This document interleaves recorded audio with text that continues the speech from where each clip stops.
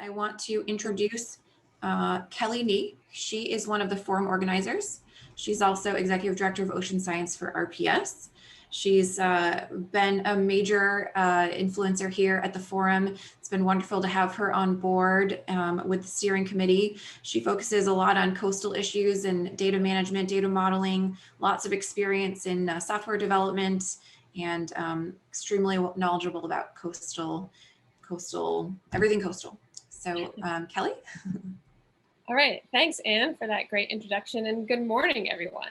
On behalf of both the EBC and the Sustainable Solutions Lab at UMass Boston, I'd like to welcome you to today's forum, Think Globally, Act Locally, Municipalities Adapt to the Climate Crisis.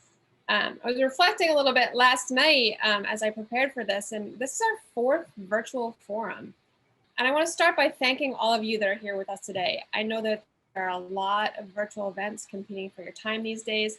I know that Zoom fatigue is real, and coming to a 3-hour event, it's a commitment. So thank you so much for coming to today's event. I couldn't be more excited to hear that almost 300 people registered for today's event. That's really exciting, nearly a year into virtual events. I'm ready for the day that we can all get together in person again. I am really ready to see all your faces in person. I see familiar names pop into the Zoom meeting, and I can't wait to run into you over a coffee. But there's a lot of benefits to virtual events. It's easier for speakers. It's easier for the organizers to get speakers from afar, and we'll see that a little bit today with speakers from up and down the East Coast. It's a little bit easier for attendees. You just have to log into the event and not come all the way into Boston. And in some ways, it's easier to connect, right? And you can see this demonstrated by the spirited discussions that you see in the chat during these forums. I'm still so impressed by how much discussion happens in these forum chats. You all have access to that chat, so as Anne said, please introduce yourself and chat away. For those of you that are new to the forum, this is a quarterly series of events. It's a collaboration between the Environmental Business Council and the Sustainable Solutions Lab at UMass Boston. We are in our 4th season, which is pretty amazing. Over the last 3 years, we've covered a wide range of topics, and you can check out all those past presentations on our website. The site will also be updated soon with a sneak peek of what's coming in June, when we'll be focusing on climate migration. As Anne mentioned, we have a small organizing committee that ensures things that run smoothly, and a much larger steering committee who are responsible for choosing our topics and chairing each forum. Last fall, we issued a call for nominations with the purpose of increasing the diversity of perspectives on the steering committee. And I am really, really pleased to announce our 2 newest members today. So we have Melanie Garrete joining us from the Mystic River Watershed Association, where her role is Climate Resiliency Project Manager. And Melanie, I think you're here with us today. So if you want to just make sure your camera's on and maybe wave and say hi so folks can see your face. Hey everybody, happy to be here. Thanks so much. Thanks for joining us. And we also have Lauren Sampson joining the steering committee. And Lauren is an attorney with Lawyers for Civil Rights, and she unfortunately could not be with us for today's event, but we're very excited to have her join the next steering committee meeting that we're having in April. All right, before we get started, I want to recognize just a few key people. First of all, the other forum organizers, Ann Gizinger, Rebecca Hurst, and David Cash. The EBC, Jackson Bailey, and all of the EBC staff. They're so critical to the success of pulling off these events, and even more essential as we moved into virtual events. I want to thank our steering committee. They provide all of the input guiding the topics that we're going to have in the future, and do a lot of the hard work in developing and executing these forums. And finally, I want to thank our sponsors and supporters. You can see all their logos on the screen. Thanks for sticking with us into our 4th season, and as we navigate this sort of new normal of virtual events. So from here, I'm going to turn things over to today's forum co-chairs. So we have Aaron Wynette, who is the New England Manager of Climate Change and Resilience for AECOM, Carolyn Mecklenburg, she's the Greater Boston Regional Coordinator from the MVP program, Jason Hillendrum, Vice President Planning and Design at Tetra Tech, and Mark Costa, Water Resources Project Manager at VHB. And Aaron is going to kick us off by introducing today's topic. Thank you very much, Kelly, and thank you everyone for joining us today. Kelly said we're really excited about the large registration list for this. Apparently, this is a topic of interest, and we're happy that we're collecting everyone here today to discuss and share what we've collected for the program. So as noted in the program description, the focus of today's forum is to explore the role of municipalities in climate adaptation. Basically, we're looking at where the rubber meets the road.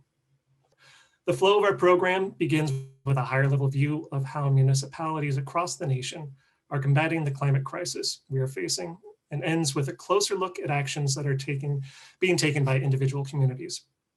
We're fortunate to have been able to assemble a program of top-notch speakers. As Kelly mentioned, going to this virtual platform has allowed us to really span out and grab great people from across the country. We're very appreciative of everyone's time and willingness to share their stories and experience with us today. To start, we will hear from Kristen Baja of the Urban Sustainability Directors Network, who will provide a national perspective of local initiatives. Then Nick Agarone from the New Jersey Department of Environmental Protection will discuss how New Jersey is expanding technical assistance to support local climate adaptation planning through the Resilient New Jersey program. After Nick, Joanne Throw of Throw Environmental will discuss environmental financing options to help municipalities implement their adaptation projects, a very important consideration. Following our break, we will dive into a Massachusetts Municipal Vulnerability Preparedness, or MVP, Action Grant Lightning Round.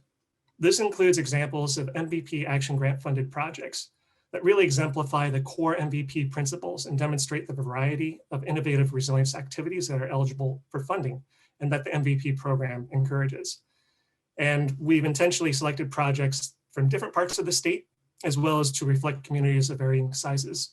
It's important not only to focus on the major municipalities, big cities that we have, but we wanted to share some other more local experiences.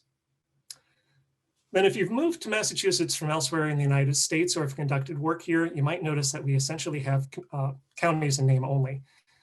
Julie Wormser from the Resilient Mystic Collaborative will talk about how 20 cities and towns in the Mystic River watershed located north of Boston have formed a voluntary partnership to tackle climate challenges at the regional scale.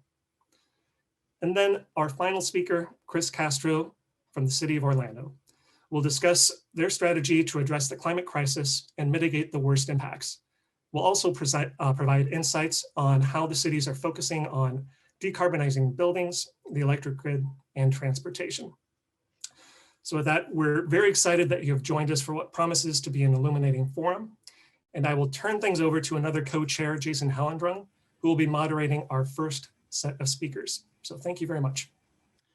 Thank you, Aaron. Good morning. I'm Jason Hellendrung with Tetra Tech. Thank you for joining us. We have a great set of speakers kicking us off this morning. Aaron kind of touched on that. But our first half of the agenda will share different perspectives from across the country on how communities are approaching resilience, as well as a few examples of how states are helping to guide resilience building at the local level. Our first speaker is Kristen Baja.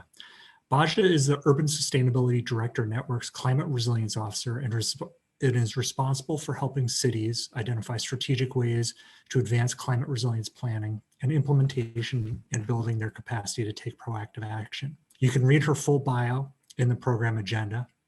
I did want to share one brief story. We all have our COVID stories from the last 11 plus months of work from home and getting Zoom bombed by kids or the like. Well, we were talking prior to this, Baja and I, she shared that, she was in her work from home office and one day the neighbor's cat gets stuck in the tree. Neighbor calls the fire department shows up and they won't get the cat down. So she leaves her work from home office, goes out, climbs a tree, 45 feet, 55 feet, 65 feet, chasing this cat, not literally chasing because I think they're moving pretty slowly as they climbed up the tree, before she declung the cat from the top of the tree, scaled down and kind of delivered the cat to her neighbor. And I think there's a moral or a metaphor in this story that just shares a little bit of what Kristen's going to talk about related to helping communities build capacity, working together, building networks to help build resilience. Baja, take it away. Thank you, Jason. I appreciate that. I asked him not to give me a typical bio intro, so that was awesome. Thank you. All right, so thanks so much for having me, and I'm excited to be here today, or be where I am and have all of you be where you are. First, I just want to acknowledge that I'm on the land of the Piscataway and Natengo people, the tribes that were united in the region I'm at before colonizers arrived. So I want to acknowledge the painful history of genocide and forced removal from this territory, and honor and respect the many indigenous peoples that are still connected to the land in which I stand and present to you from today. I am in Baltimore, Maryland, in case you were wondering where that is. Second, I want to acknowledge that I'm a white woman and that I have unearned privilege based on my skin color. My education, my position in this space, privilege, simply put, is societally granted and unearned advantages afforded to people like me based on my skin color. So wanted to acknowledge both of those things before we get started. I also would like to acknowledge, there's been a lot going on over the last year. And this global pandemic has taken thousands of lives over this past year. We've also seen the Black Lives Matters movement and the stark and horrific contrast between the treatment of BLM protesters and the white supremacist attack on the Capitol. And so this continued destruction that we have on this planet due to greed, I just want to acknowledge that there's a lot happening. We're all human, we're experiencing a lot of change, but I want to thank you all for your time today, because I recognize it's a tough time. So moving on, who am I and who do I work for? So Kristen Baja, I go by Baja. As Jason said, I'm the Program Director for Climate Resilience with the Urban Sustainability Directors Network. That's a network of over 240 local government practitioners that are working together to transform local government through centering racial equity in their climate and sustainability work. So this is a picture of just a few of the amazing people that I get to work with through this network. It's focused on relationships, collective action, innovation, and sort of, we call it, my position is like the mycelium connecting all the trees. So we work in the rhizosphere, that's the area surrounding the soil of all the roots of the plants. So we're trying to bring all the information, the resources, the nutrients to and from our community members who are actively working in this space. And you'll see a little bit of a common theme today, where I'm going to talk to you about transforming process and approach. We've seen a lot of momentum, as I mentioned, and renewed energy in the racial equity space, yet so many of these approaches entail layering racial equity into existing structures and systems and processes. That approach is just perpetuating inequity and maintaining the structures of white supremacy. So I'm going to push today for this entire group to move out of the cocoon of comfort and be more open-minded to the ways that we can actually transform our climate work. It's uncomfortable, it's hard. I'm going to say words that don't feel comfortable to everyone, but there's a reason for that, because there's so much substance outside or beyond the cocoon, and I'm hoping that all of you will come with me in that. So we're talking big picture. So let's start really, really big. And that is, let's start with the planet and acknowledging that the planet is 4.5 billion years old. And I want to attribute this to Dana Baumeister from Biomimicry 3.8, where she talks about and goes through this amazing presentation about the age of the planet compressed into 1 year. And so we're looking at 4.5 billion years and 365 days. In that, we're thinking about January 1st as the beginning of Earth.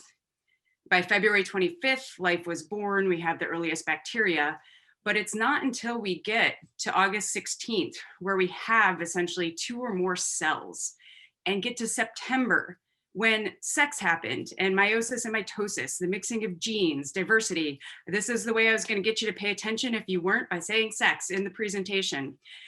It takes a little bit longer then to get to where we have fungi. So November 15th, getting fungus, moving into November 20th, where we start to have fish and vertebrates, and moving into December when we start to have amphibians. So just keep in mind, we're in December already, and I'm talking about the things that all of you have started to hear were history, right? We have birds show up December 18th, flowers around December 20th, And on December 25th, the dinosaurs go extinct based on the asteroid. So it's not until December 31st that we have Homo sapiens.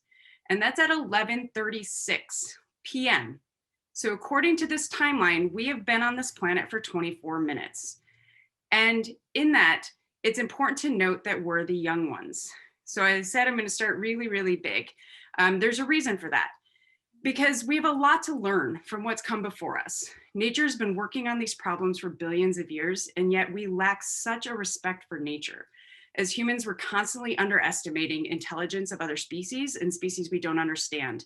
And I'll give an example, actually. There's an amazing one I just threw up on LinkedIn the other day of cuttlefish that passed a cognitive test that were actually designed for human children, or slime molds that were able to more quickly get out of the maze that we know of as IKEA than humans were able to. So we are part of this greater ecosystem and part of nature and part of these systems, yet we're so disconnected from them and we see ourselves as separate. And we need to change that as part of our work, as we bring respect and humility into the way we approach climate change and sustainability and design. Instead of sustainability being people, planet, and profit, how do we focus on people and planet? Because if we center profit, we continue to perpetuate inequity, and the other two are never going to succeed. And that gets a bit into respect for nature, but it doesn't happen without respect for our own species. And the history of this country, the true history of this country, is critical in doing our climate justice work.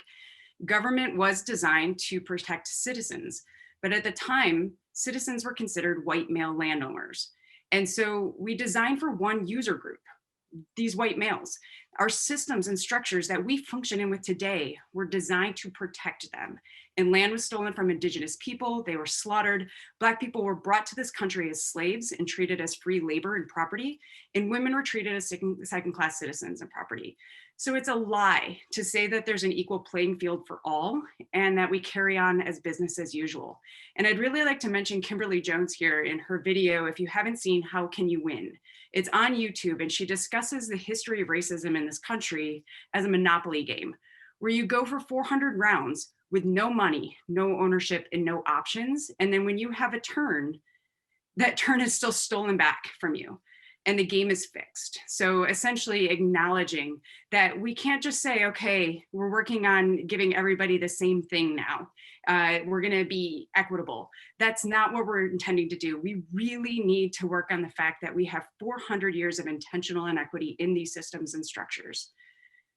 And so when people say we have a broken system or government is broken, the reality is that government's actually functioning how it was intended. These racist policies and practices, redlining, Federal Housing Administration, in where I live, the Black Bloc, White Bloc ordinance, those things were all built-in privileges for white people and built-in disadvantages for Black, Indigenous people of color, which I will refer to as BIPOC moving forward. So we intentionally created these sacrifice zones where certain people were sacrificed for the benefit of others. And when we're talking about designing for one user group, it is faulty design. And it's the same design that we continue to use today. It's the reason we can't just layer racial equity into existing processes or put equity into existing plans. We have to return to our core principles and intentions and switch those and notice that all citizens have rights. So I want to talk about those core connections, the key things that I'm talking about here that's going to draw from racial equity into climate change, which is extraction. We've extracted from natural systems and humans and seen people or natural resources as infinite, and our systems are deeply flawed. The capitalism or the economic benefit over the social and environmental. Again, it doesn't work like a three-legged stool if one leg is stronger and bigger than the others. And this idea that we want to control other species, control water, control soil, control people.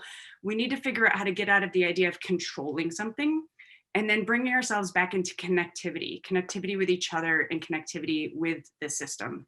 So having equity as that core component for all and considering the wide range of cities and counties that we have and the different political makeups and all of the different types of support and funding and hazards and history, how do we change the norm and evolve from multiple different pathways and multiple different options by centering humans as part of the main piece of what we want to do. Because what we have right now is this perfect storm. We're setting ourselves up for the perfect storm. The rapidly escalating impacts of climate change. Our science can't actually keep up with the pace of change.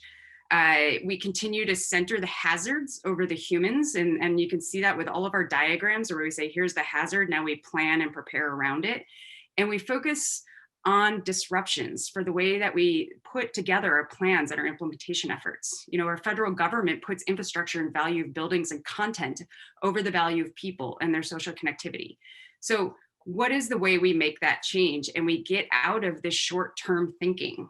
How do we get out of the individualistic approaches? How do we shift the norm to truly transformative climate work? So what we're doing within the network and within USDN is to start with empathetic awareness. It's a place to start. Like I mentioned, it's scary. It's like the big wave coming at you and you want to avoid it. But it's essentially the time when individuals and teams need to work better to understand power, how power showed up in the past, which I talked briefly about, and how power currently plays out in our systems.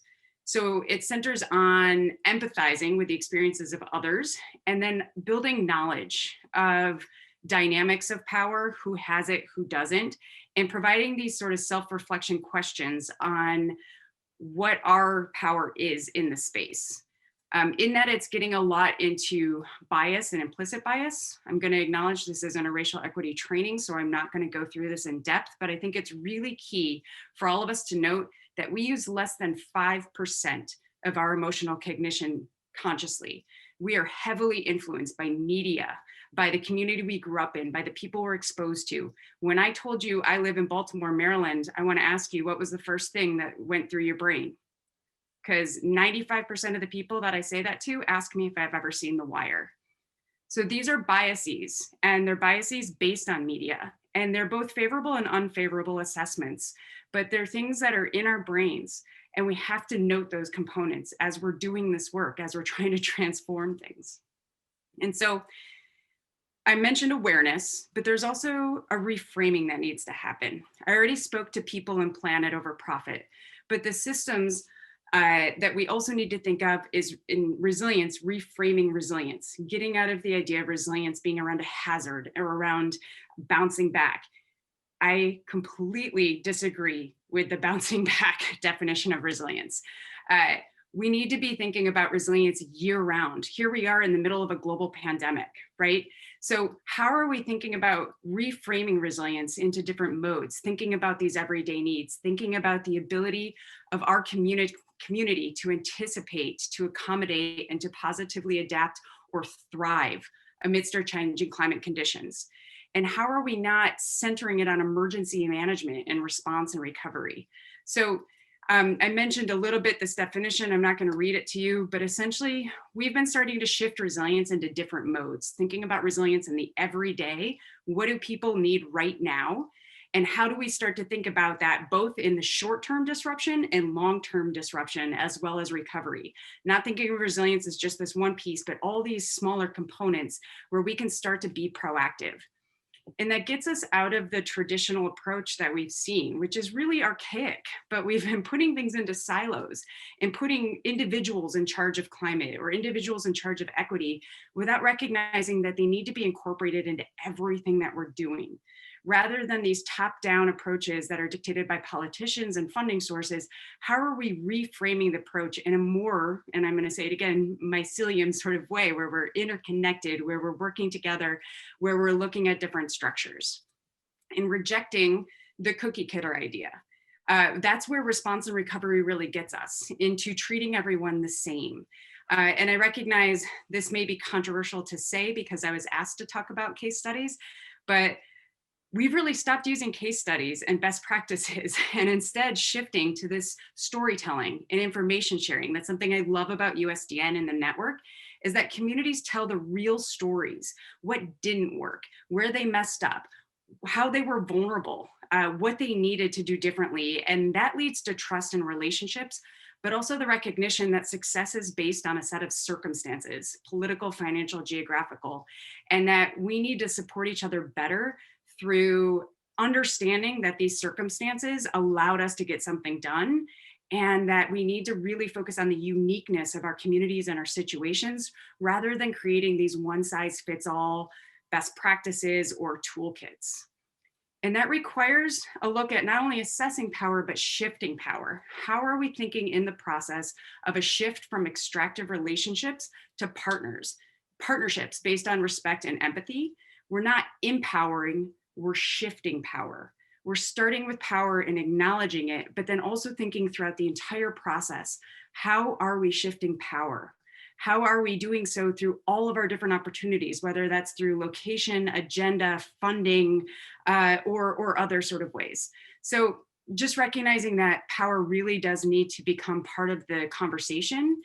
And instead of saying equity lens, how do we get beyond the lens? How do we start to center our work on the people and think of this more, if you will, as LASIK, where it's brought into our everyday bodies, approaches, recognizing uniqueness of communities, recognizing that a targeted universalism approach is needed, which is, I actually want to attribute the Haas Institute in Berkeley.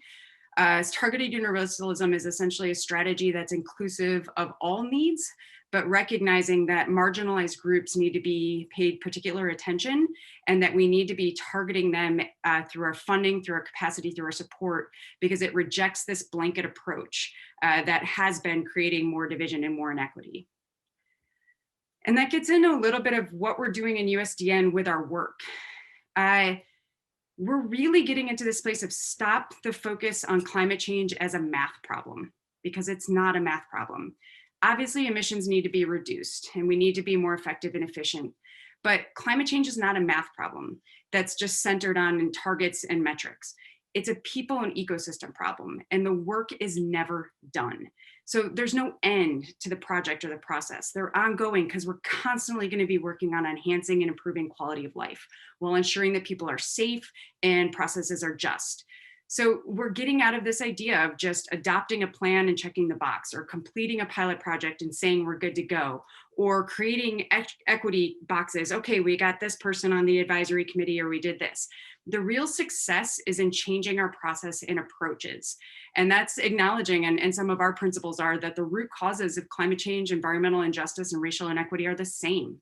That we need to have successful solutions that prioritize the most marginalized, and we need to be able to be flexible.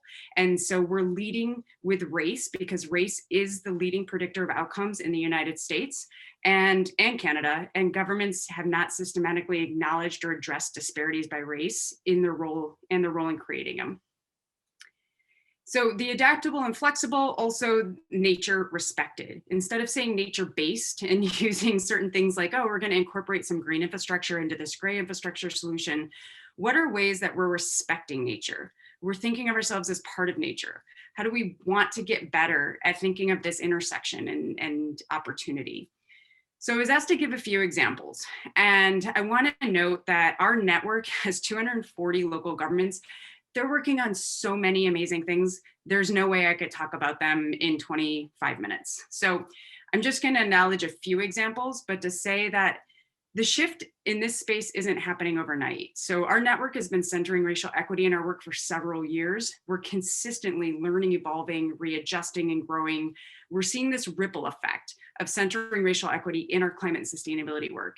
And I will share a few examples, but these aren't best practices. These are projects that are evolving, and there's certain things that we have to acknowledge of where we currently are and what we can currently do, and then where we want to get to.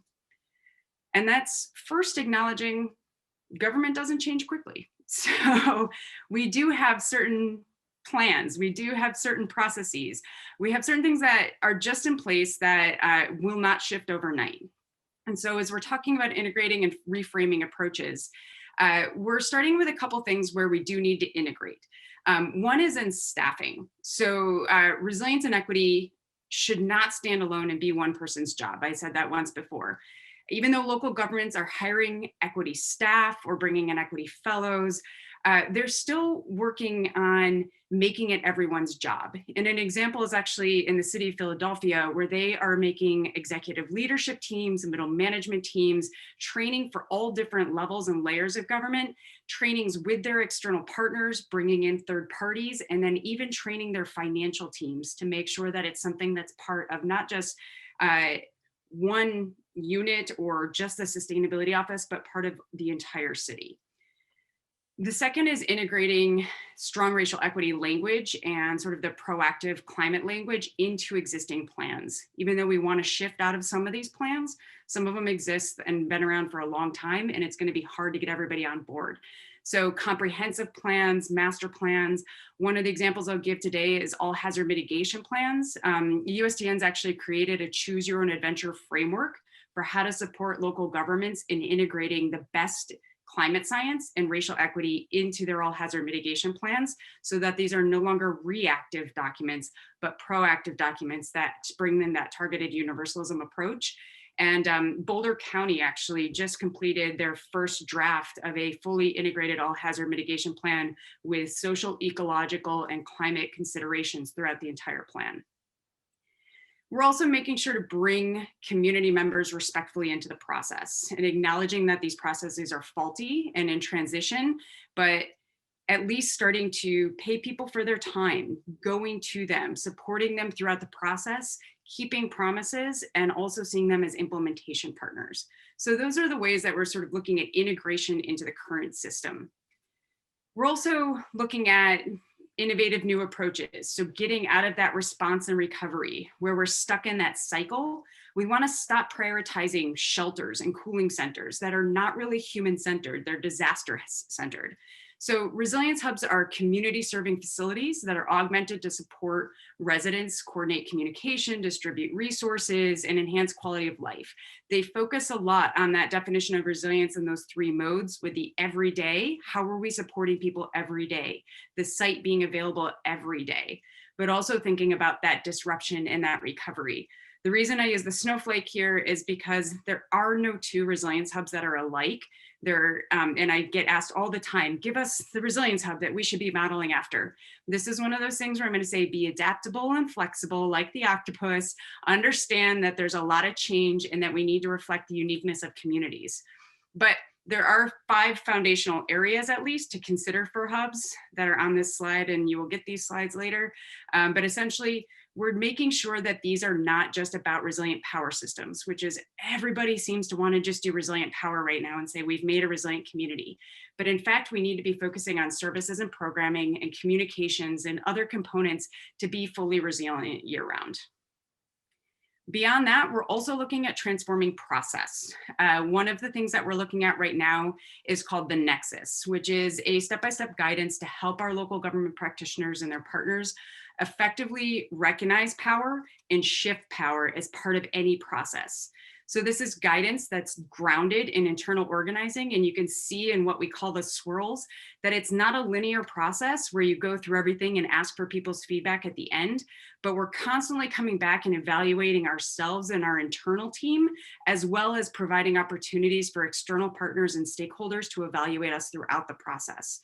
It's something to note, we will always be internal organizing, and so that work is never done. But this is something that we're looking to transform government from the inside out with this approach. Another piece I'll mention is that we're trying to get out of the reactive space and focus more on the proactive and the anticipatory. So cities are starting to prepare for the inevitable shifts in climate and population, anticipating mass migrations and the need to be ready to receive from high-risk areas, as well as start to move away from those high-risk areas. We do have climate refugee cities. Lancaster, Pennsylvania is leading in this space right now. And then I know you're going to hear from Chris Castro later, who's also doing a lot of work in this space in Orlando. So that's one component. Another piece I'll really mention is that we're integrating mental health into all of these pieces because it's so critical in what we're dealing with related to the pandemic right now. In addition to these compounding or other factors, we're going to need to integrate mental health into all of the work, which gets into the really fun puzzle of funding. So funding for innovative and proactive work is admittedly our biggest challenge. Our current financial models and structures want deliverables and metrics and processes identified before the grant project has even started. Yet if we're truly shifting power and respecting people and thinking about approaches being flexible and adaptable, we need to be able to shift throughout the process and also take the input and feedback in science and use that to change throughout the process. So our funding is still reactive. It still goes into this post-disaster, post-disruption sort of space more than the preparedness. And so our desire for this best practices and case studies to prove that something works, rather than hearing the demand for it and being willing to put the money in upfront to support those transformational approaches, is another huge barrier that we need to shift away from this sort of risk adverse approach to something that actually is allowing us to be proactive. And I'll say the main takeaways, because I am at my time, is that climate change, racism, and the pandemic all have the same root causes. This proactive and unsiloed structures, processes, and funding is needed to be effective. All of our climate sustainability work needs to be grounded in awareness of power and privilege, and then considering how to shift that power and privilege. And let's have more respect for each other and for nature and the humility in the work. And I appreciate your time and the fact that I talk ridiculously fast. Baja, thank you. I think that woke everybody up. We are going to, just a couple items. We're going to go to Q&A after all of our speakers, but we've got a little bit of time. So I did see one question that came in. I think amazing sort of start to our day here. And I think the couple quick items I put down was just this comprehensive reframing of our approach, a human-centered approach that really gets to kind of reestablishing and reframing our core principles and values around really respect and humility. And you can kind of put that in a very broad brush around kind of everything that we do. But thank you for that. Question that I saw came up from Susie Moser. So let's take that and then we'll go on to our next speaker. But question to Baja. Great talk, thank you. Can you speak to how the predominantly white city staff are dealing honestly with the fact that they're white privileged folks? What kind of support do you see they need to do this work? Are there stages that people go through over time to do equity, justice, anti-racist work well? Thank you, Susie. Yeah, Susie, it's a really good question, and I really appreciate the question. We are actually intentionally doing caucus groups because we don't want to create more harm by trying to do racial equity work. So we have People of Color Support Initiative through USDN that allows or supports people of color who are working in the field to come together to go through grieving and healing and be able to be in a space of understanding the trauma and also to understand what it means to be working in this field as a person of color. So we are supporting that work. We're also, again, coming back to these principles and theory of change, but we are providing white caucus as well and training for doing anti-racist work. And in that, coming into the fact that we need to be able to talk about unpacking white privilege, positionality. We actually just held a 2-hour session earlier this week where we talked about what white people tend to do and getting into a list of over 60 things that white people tend to bring into this space that really are perpetuating white superiority or white privilege and positionality. And we talk through a lot of those and we do role plays, and it's in order to help people come to an understanding of what it means to be in the space, and then also to understand how it could feel for a person of color being in this field. And also just understanding what we do with our own defensiveness, what our, our own sort of takes. So that's a whole nother hour-long conversation that I could give you, but it is a support group, it's a support network, and it's also intended to provide the individual training, the training for culture shift and supporting folks who are also working within government and with partners, and then eventually using things like the Nexus to operationalize equity into the work. And so we're kind of building out, or what we call the onion of the different layers of needing to do the work. Great. Thank you, Baja. And I think, at the core of your work with USDN, that's what you're doing is that network for all your members. So I think there's a lot of opportunities to really tap into that for others, and we can probe a few others when we get into some more Q&A later on. So before we shift, thank you again to Baja. Our next speaker is Nick Angarone. Nick serves as the manager of the climate resilience planning in the New Jersey Department of Environmental Protection, NJDEP. In this position, he oversees the New Jersey Coastal Management Program, leads the development of the New Jersey Climate Change Resilience Strategy and Coastal Resilience Plan, and oversees the implementation of Resilient New Jersey Planning Program. You can read Nick's full bio in the program agenda, but I want to share from Nick, while his job is heavily focused on the Jersey Shore, he says he much prefers the Cape. He said he's playing to his audience, but I have reminded him that this is all of New England, and we have a lot of attendees from all over the country, but you've heard it there. Nick, I'll let you take it from there. So thank you for the opportunity to join you this morning. I really appreciate Baja's presentation there. And I look forward to hearing how everyone else is addressing similar issues in their communities. So as Jason mentioned, I manage the Climate Resilience Planning Office within the New Jersey Department of Environmental Protection. And we have started moving forward on a program we refer to as Resilient NJ, which is a technical assistance program for our local governments. The Resilient NJ was launched officially last year, but it's built on work that we've been doing at the department since before Hurricane Sandy. As the lead office for the state's coastal management program, we've been developing the tools and working with communities to address coastal hazards. And then through the HUD National Disaster Resilience Competition, we were provided this award to establish a regional resilience grant program. And this is our opportunity to institutionalize what we had been working with communities for those previous several years. Since we were awarded the NDR funds, the conversation around resilience in the state has broadened, and we are trying to expand our program to help support the different ways municipalities around the state are thinking about climate change and resilience. Perhaps the most significant advancement in the way we think about resilience are kind of these two pieces. One is the recognition that, as we work with communities, kind of the overarching issue that's going to help people, quote unquote, bounce back is the underlying issues that they are dealing with in the first place. And the second piece here is that we've stopped thinking about bouncing back and trying to think about how we bounce forward, right? It's easy when you're in the middle of post-disaster recovery, how do we get back to the way things were before? And that's certainly the case of how things happened in New Jersey after Hurricane Sandy.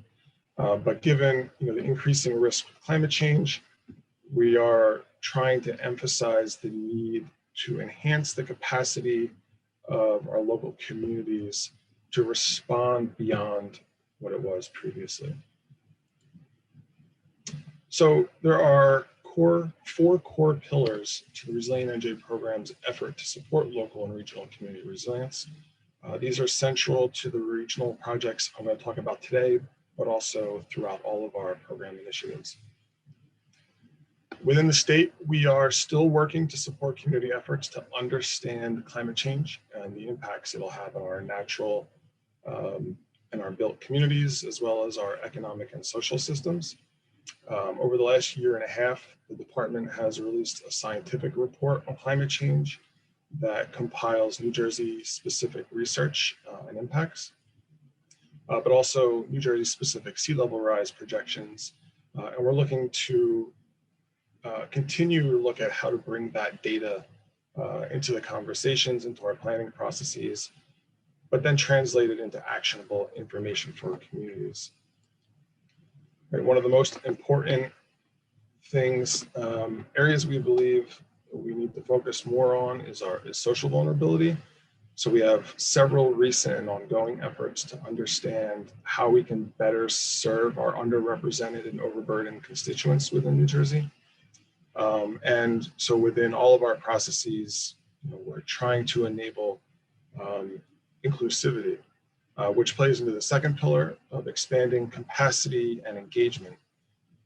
When we posted the grant notice for the first round for Resilient NJ funding, we required applicants to partner with community-based organizations and emphasize the program expectations of reaching socially vulnerable populations. And I'll touch on that a little bit more detail in a minute. The next two pillars here are a little less developed, given that most of our communities are not far enough along in the process to identify solutions or act on those ideas at this point. But we are trying to put in place the resources to help accelerate those efforts when the communities are ready. So for the first round of funding for the program, we're working on 4 regional projects. And so the municipalities here self-selected into a region, right, looking to had to partner with at least 2 neighbors to form a regional application. And so again, so each applicant had to select what we refer to as a prime that'd be responsible for facilitating the grant. Based on the HUD funding, all 4 regions are in the counties that were originally designated as most impacted and distressed in Sandy Declaration, which has been not a small controversy in New Jersey. So I'm happy to say that we ended up with a very diverse group of projects, right? And so these 4 regions include some of our largest cities, Newark and Jersey City, older industrial towns on the Raritan Bayshore, on Long Beach Island, Barrier Island tourism-based community of 6 municipalities, and then a group of Back Bay communities, including Atlantic City, which groups again a Barrier Island with communities on the mainland. And so once we had the project areas, we then put out an RFP to solicit contractors to work on the project. And so we developed a pool of qualified contractors, some of whom are on the call today. And then those firms put in bids to work with 1 or more of the 4 regions. And this was an intentional effort to kind of bring in teams with a wide range of experience and that goes beyond certainly what what the regions here could handle on their own. So the big reason we wanted these experienced teams is we want to go well beyond a typical hazard mitigation plan for this program. So when we talk about vulnerability, right, we're considering both the potential exposure and risk of an adverse event, but also the capacity to respond. For the regional projects, we created a methodology that includes sea level rise and new precipitation modeling. That precipitation modeling is looking at extreme flooding events that we saw in Texas for Hurricane Harvey, for example.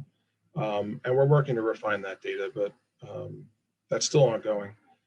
One of the, I think, unique aspects or more unique aspects of the vulnerability methodology is the way we're looking at assets. And so we want communities to recognize that it's not just the structures, but also the services that are provided that are community assets. And so it's easy to think that, right, if a community has a seawall that protects every house, right, but cuts off a view of the river, is that a good plan? Is that how we want to move forward? And so we want to broaden again the definition of assets here to consider the viewshed as an asset. We want to look at structures and services beyond those that are typically looked at in the typical hazard mitigation process. And so the shift here is really trying to encourage the communities to kind of vision what their future, how they want their future to look like, the quality of life that they're looking for, and again, not just which facilities may get wet. So two other threads that go out throughout the work is an emphasis on engagement and addressing socially vulnerable populations. And we've been increasingly aware of our own shortcomings in reducing barriers to participation and our ability to address those inequities. In 2020, we finished a project with NOAA that examined ways we could better reach socially vulnerable populations during our planning projects. And we're including some of those recommendations through the regional projects. And again, one of the primary ones was to have our local governments partner with organizations that serve socially vulnerable populations as a grant requirement, right? In recognition that the message from the trusted source who can, who's more likely to be able to really engage those communities, but also who can, ensure that our local governments and our contractors are really hearing the voice of the socially vulnerable populations. So related, we've also, in addition to the expertise of our contractors and the community-based organizations, we've brought in enterprise community partners to help us build capacity at the local level, but also to carry those engagement best practices and knowledge forward into future efforts. So for the 4 planning projects, one of the other unique assets is the way we're encouraging municipalities to think about solutions. Right? And so every municipality or every region is being asked to identify 3 different ways to meet their vision. We don't want this to end up in a kind of a scenario for just structural flood solutions versus a living with the flooding versus kind of a retreat scenario. But we want to encourage the regions to consider each of those types of actions within their plan. Right, and no region can afford to use just structural solutions, and no one's going to be willing to retreat from everywhere. So to push the idea a little further, we've set aside an extra $250,000 as an incentive to create for creative and innovative solutions in the process. And so contractors working with the regions will present their plans to each other and a panel at DEP later this year, and a competition for that innovation award. And so those additional funds will be provided to the region who presents the most creative scenarios, and they'll be able to spend it on advancing ideas included within the plan. And so to that end, we really want to make sure that participants in the program come away with tangible progress toward their goals. And so about 1/3 of the total project is for a budget of the total project is for implementation actions. And so some of those actions will be identified before the plan is finalized, and our teams have already started to identify potential opportunities to use implementation funds. And because of the HUD award was for a planning program, all of the implementation is for kind of additional, more detailed planning, right? There's no construction. And we also recognize it's very small relative to what's going to be needed to combat risk in these communities, but it's a start. So these four regional projects are really just getting started, and we'll see the significant outreach starting this month. If you do happen to know people down in these regions, we really encourage them to get involved. In addition to those 4 projects, we're considering Resilient NJ as a broader technical assistance program for our local communities. To that end, we're developing web-based guidance that details a lot of the steps and resources being used in the 4 regional projects, being able to apply them at the specific municipal by municipal level. That guidance will be available later this spring. We will have a new round of funding in 2021 to support individual municipalities or small groups of municipalities to develop resilience strategies. And in 2022, we're working toward launching a resilience coordinator program so that we can provide more hands-on direct technical assistance to communities as they prepare their own individual strategies. And so we're always thinking of, or trying to think of new projects, new data, methods, and research to help augment our program, which is why I'm so happy to be here today to see how other organizations and communities are doing this across the Northeast and Mid-Atlantic, and I guess the entire Atlantic coast, but be able to see how we can bring those ideas back to New Jersey.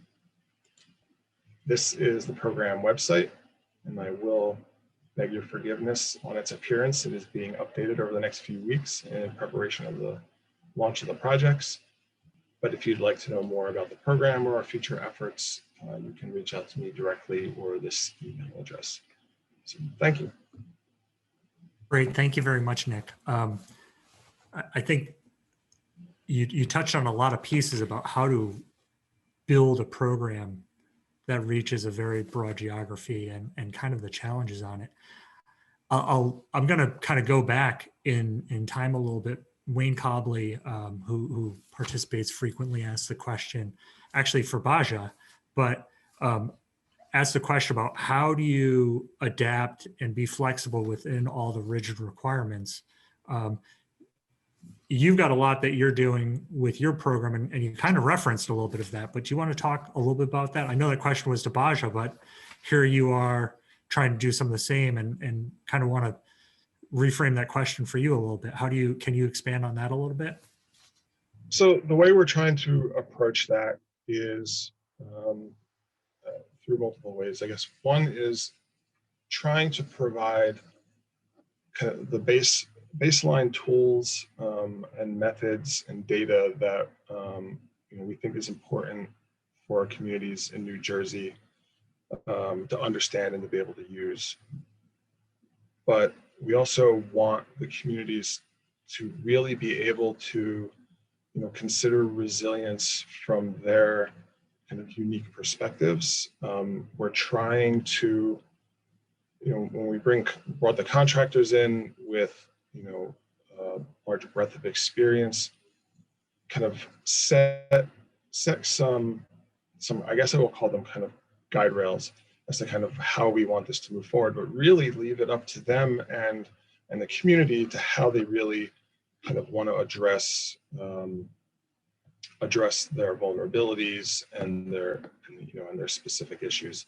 So, kind of the balance of, we're state government and there are certain things that we think have to happen and should happen everywhere, but we want to provide as much flexibility to allow our communities to get there in the way that works best for them. Great, thank you. I've been working here to kind of copy down several questions that I think we can come back to afterwards that hit on a lot of these and have a pretty rich discussion, but let's keep moving because I want to keep us a little bit on track because I know some of our speakers throughout the morning have some time commitments. So thank you, Nick. And we're going to shift now to our next speaker, Joanne Throw.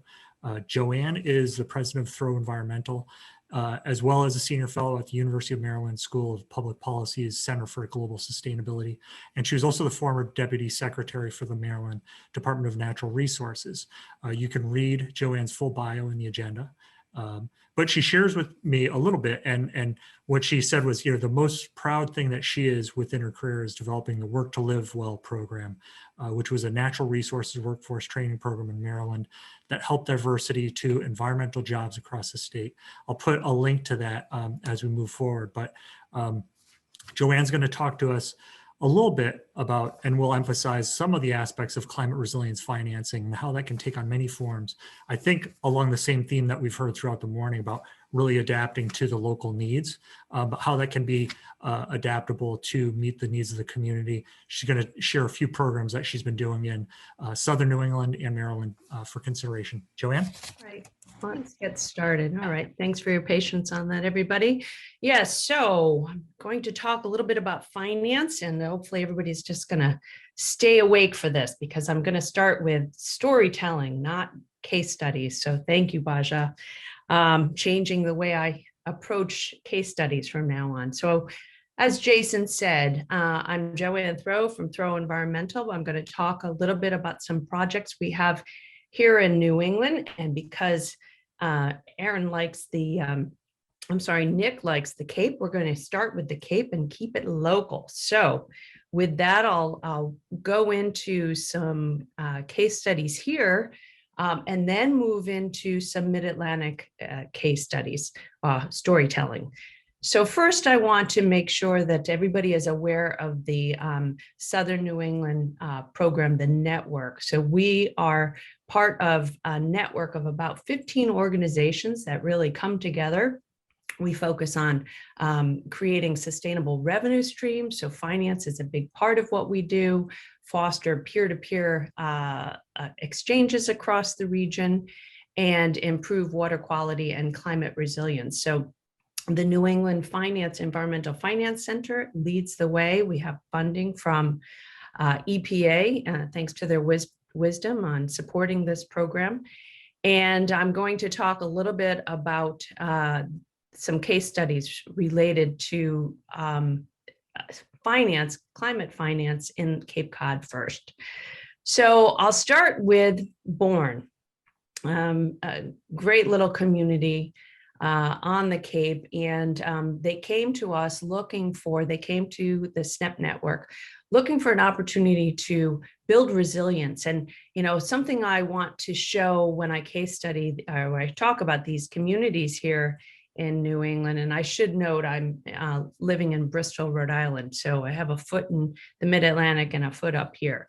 But with the community's focus, there is no one size fits all. And so what I'm trying to show you with these three examples to start with, you come at climate finance and, what's right for your community. So with Bourne, they really had a strong financial, foundation. They had a lot of reports done. They really wanted to establish some sort of dedicated climate resilience planning financing that took what we know here in Massachusetts, we know about the MVP program. And, the communities I'm going to talk about here on the Cape, they have their MVP done, they have their report done, but they wanted to take it a step further. So grants are wonderful, but how do we look for long-term sustainable financing? So Bourne was a completely different approach, as opposed to a different local needs with Wareham, also on the Cape. And they really are looking at, for Wareham, looking at sustainable financing options for a specific part of town, their downtown village, their Wareham village, and looking at incorporating economic redevelopment, resilience, green infrastructure, climate resilience, and looking for the opportunities for private investment and P3s. So how do we do it in a sustainable way that brings in and leverages their unique character, but also bring in the finance options? And then the third example is the Pleasant Bay Alliance. It's 4 communities on Cape Cod that really have already an alliance, a structure in place for coordinating stormwater management activities. But could we take it a step further? Can we look at where the opportunities for finance are with the Pleasant Bay, with these communities, which it was really exciting that you have 4 coming together, which doesn't always happen here in New England. So again, different approaches, different communities, even though they're so close to each other and have so much in common. And one of the approaches we used for Born was, I'm sure many of you are familiar with the US Climate Toolkit. Now, we took the toolkit, and as I said, they have an MVP already, and we pretty much put that toolkit on steroids for Born and went through many of the reports they already have, many of the areas that they looked at as vulnerable and risk, things that Nick was talking about earlier. And, they're at the point where how do we set up some kind of dedicated funding? So we're really excited to expand our work there to look at a climate fund. So very unique for Massachusetts, but I'd like to say, communities small enough like Bourne can set the way for others. And then approaching Wareham, I mentioned they want to look at the redevelopment of their downtown village, but how do you do it by saying the way you redevelop could be, you have so many lessons you can learn from other communities. So we brought in, over a dozen different communities. We did webinars, closed exchanges, open exchanges. We did podcasts, really gathering lessons learned. And we kept it on topics that were including things that were so important, but always had the finance lens. And then lastly, how do you look at collaboration and focus on finance and expand the level of collaboration between the Pleasant Bay Alliance? So we just wrapped that up yesterday and really looking at pushing them on climate resilience financing. So I wanted to start keeping it local because I wanted you to understand, when I go into the storytelling for Maryland, I wanted you to see so that one size fits all approach, that's not the case. We have opportunities here in New England that we can bring to bear from other communities. So I'm going to start with something that's happening. It's very exciting, climate resilience financing for Maryland's counties. Now, they are that county structure.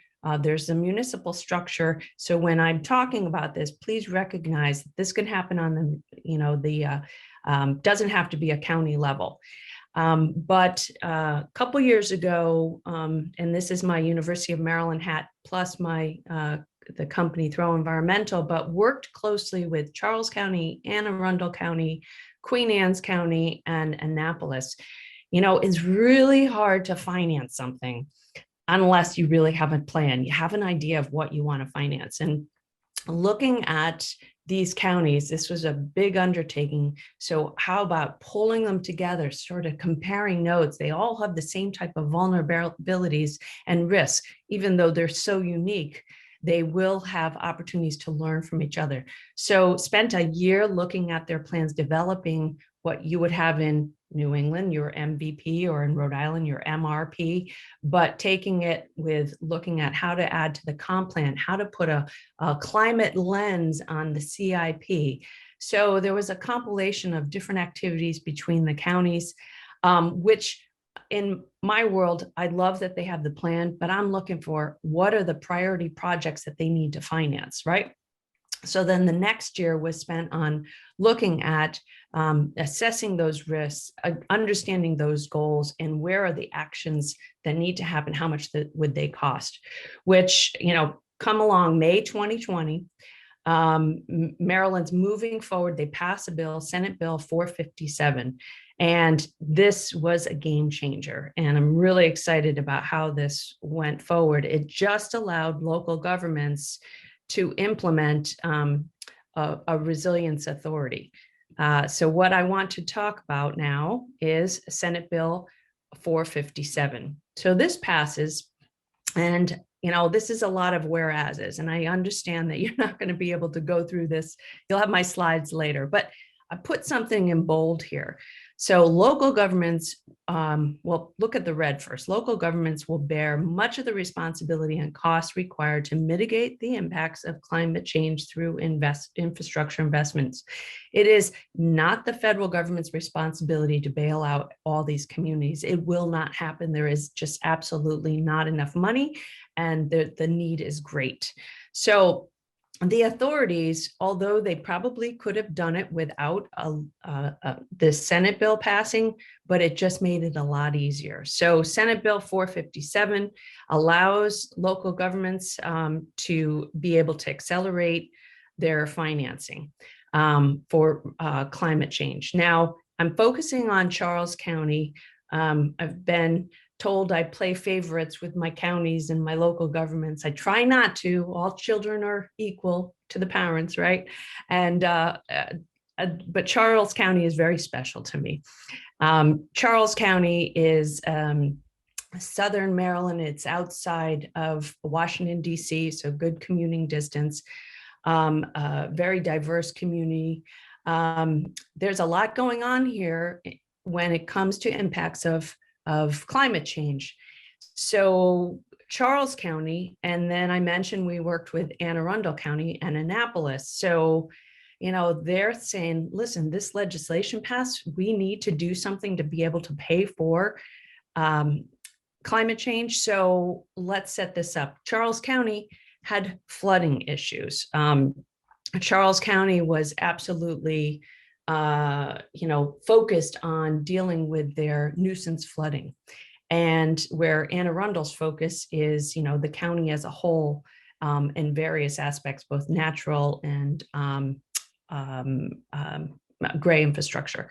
So Charles County takes on a multiple projects, multiple approaches to setting it up.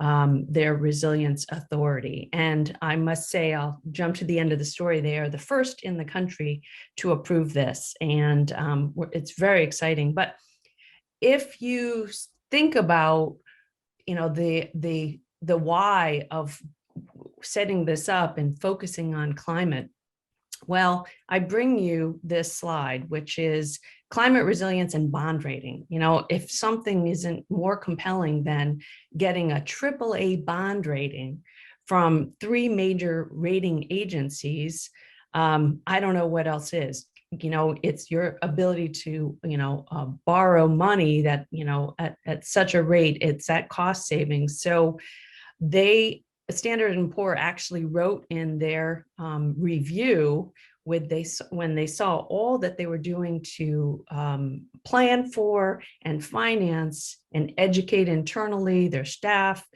They said they have reviewed everything in this creating a climate resilience plan and the effects of sea level rise, that they basically added that as part of their triple bond rating. So that was pretty important, very compelling case.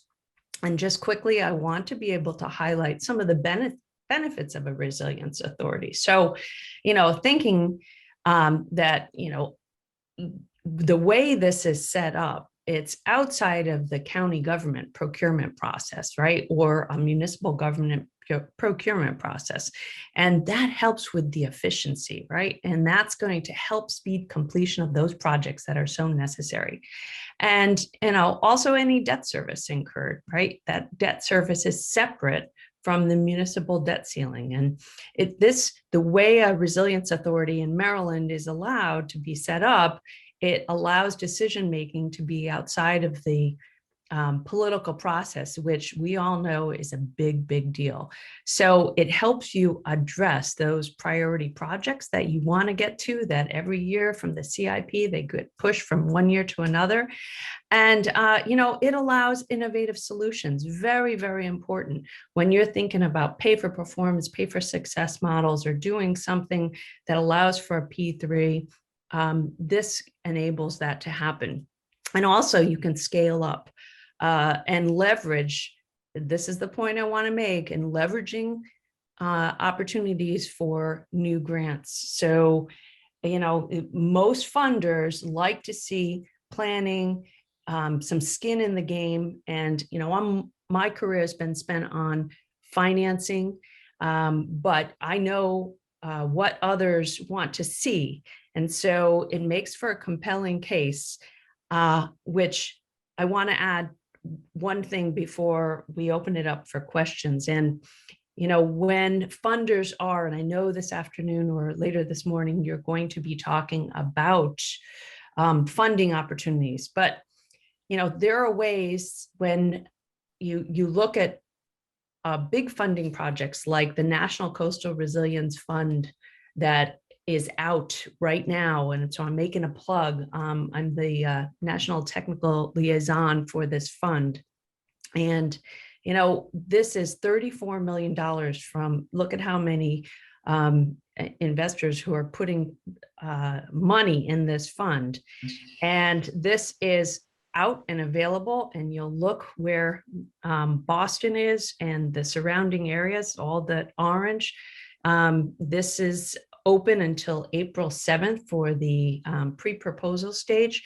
So when you start talking later today, I'm focusing on financing, but I want you to think how wonderful it is to be able to leverage such as match and other things, other opportunities when you go after long-term sustainable financing. So there is no, my message for you is there is no one size fits all. There is different approaches based on the uniqueness of your community, but there are opportunities out there to at least move the conversation forward. We have an important mission to focus on water quality, but we cannot forget the water quantity and the whole aspects and the impacts of climate change. So with that, Jason, I'm right at my time, and I'm going to turn it over to you for Q&A. That's great. You are right on. So perfect, Joanne. You get 5 gold stars. And thank you very much for your talk. I think you offered a lot of, I think there's a tremendous amount of diversity across the board of what we saw this morning, from local scale to larger frameworks and kind of navigating and different scales. And I think your approach on the county and regional. I know we've had some questions popping up, and Anne, do you want to help me a little bit? I've been trying to navigate them. And are there any that you're seeing? I'm seeing one coming up right now, and there's been questions throughout. So I think we can take any. You can take that most recent one from Steve if you want. Yeah, I'll go backwards here, but Steve Roy just added one. But Charles County, how is the revenue generated? Who pays? How much can be generated? Yeah. Do you want to touch on that? Yeah, and I was trying to keep my presentation short to not go into the weeds. But so the Anne Arundel model and the Charles County model, you know, they went through many revenue options that they could consider, from using enterprise funds, using some of the fees, to putting some general fund revenue to get this with legs and started. But what was really good is that assessment they did of existing funding and financing that they are collecting and how to leverage those resources and that revenue to make it go so much further, connecting it back to climate. So it wasn't just one thing, but a multiple opportunity for revenue. But great question. Okay, great. What I'm going to do is I'm going to queue up all of our speakers this morning. So Nick and Baja, why don't you come back in? I'm going to meld a couple questions and themes here, but I framed one of the questions, Wayne, you had it for Baja, but really about sort of the flexibility of funding. We've talked a little bit about funding. There's a little bit of discussion around inclusion and participation, about paying volunteers to participate. And Baja, you had a great response to that about really needing to break that cycle of distrust and the necessity of paying volunteers to participate in some of these programs where there is distrust with government programs.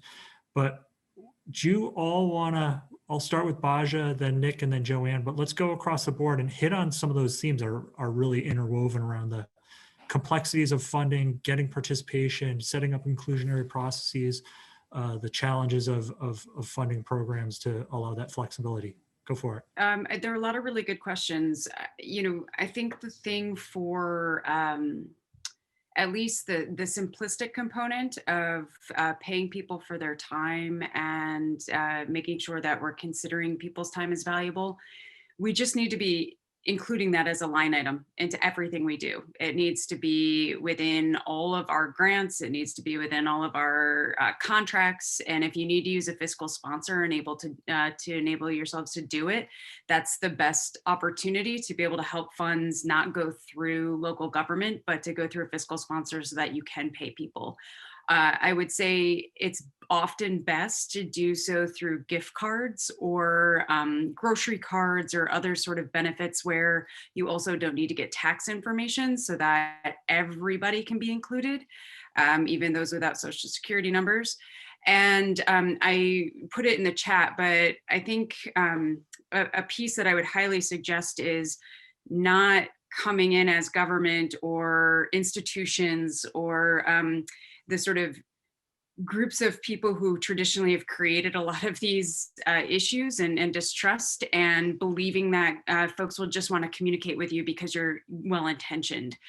So instead, trying to do that power shifting into an ambassador structure, an ambassador program, looking at third parties, bringing on other people who have trust, who have those resources and ability to go out and communicate with others in a way that maybe is translated differently, brings in some empathy, and also helps with facilitating that trust building. That's a Band-Aid solution, though. I think, some of these things need to be much grander and much bigger, and how resources are funneled into communities, what we're pushing back on FEMA and NOAA and other groups to do. We need, again, to get out of the idea of the react respond, or it's this one entity gets all the money and we give that then to a contractor. How are we thinking about putting together a puzzle of funding? How are we thinking about these different components and really valuing that not everybody is, it's like asking your partner to be everything to you, right? We need to have friends, we need to have other family members, we need to have other parts of our community. Same thing with our funding. Let's not expect one entity to know how to do everything. Let's piece together the different components to make a more comprehensive community of funds. Thank you. Nick, you want to touch on that? You touched a little bit on this, where there was sort of the partnering program with the CBOs. You want to expand on that a little bit? And I know there's some commentary in the chat in case people didn't pick up on that, but you want to touch on that? Yeah, sure. So first I'll note, I mentioned the NOAA project we had that finished up last year, which again, the focus of that was how do we better engage socially vulnerable frontline communities in our planning processes. And so, the question of can we fund or pay people directly to participate, the answer for that project and the HUD project has been no, because of the source of funding, right? Has been from federal funds, and that's just something that was not specifically permitted. We're looking at ways to try and address that through projects that are not, funded through federal grants, and advocating where we can to our federal partners to make those tools available. So again, the idea for Resilient NJ was, to utilize the community-based organizations, right? The trusted organizations, the trusted people who are already working with their communities, to kind of really be the that trusted source, right? Again, the government going out and going to communities, particularly over the last few years, it's been particularly fraught, and trying to get people who are not typically engaged in the process to be engaged in the process. Right, we learned a lesson from an earlier project that no matter how hard we tried as state government representatives to engage people and get them involved, we were not terribly successful, and we're nowhere near as successful as when kind of the trusted sources were utilized for that purpose. So so that's really the kind of the purpose of incorporating the community-based organizations. And again, it's not just kind of bringing them on as kind of just a contractor, another contractor to the project. They are a partner in the municipal team, right? It's easy for for our local governments who similarly struggle being government, but it's easy for them to kind of just pay lip service to kind of the CBOs, even when we kind of bring them in as as another contractor. So it was vitally important to us that they were embedded in that team. They were partners in that team. They are getting paid to do the work as part of that team. And so that's how we're trying to address the issues specifically in the Resilient NJ program.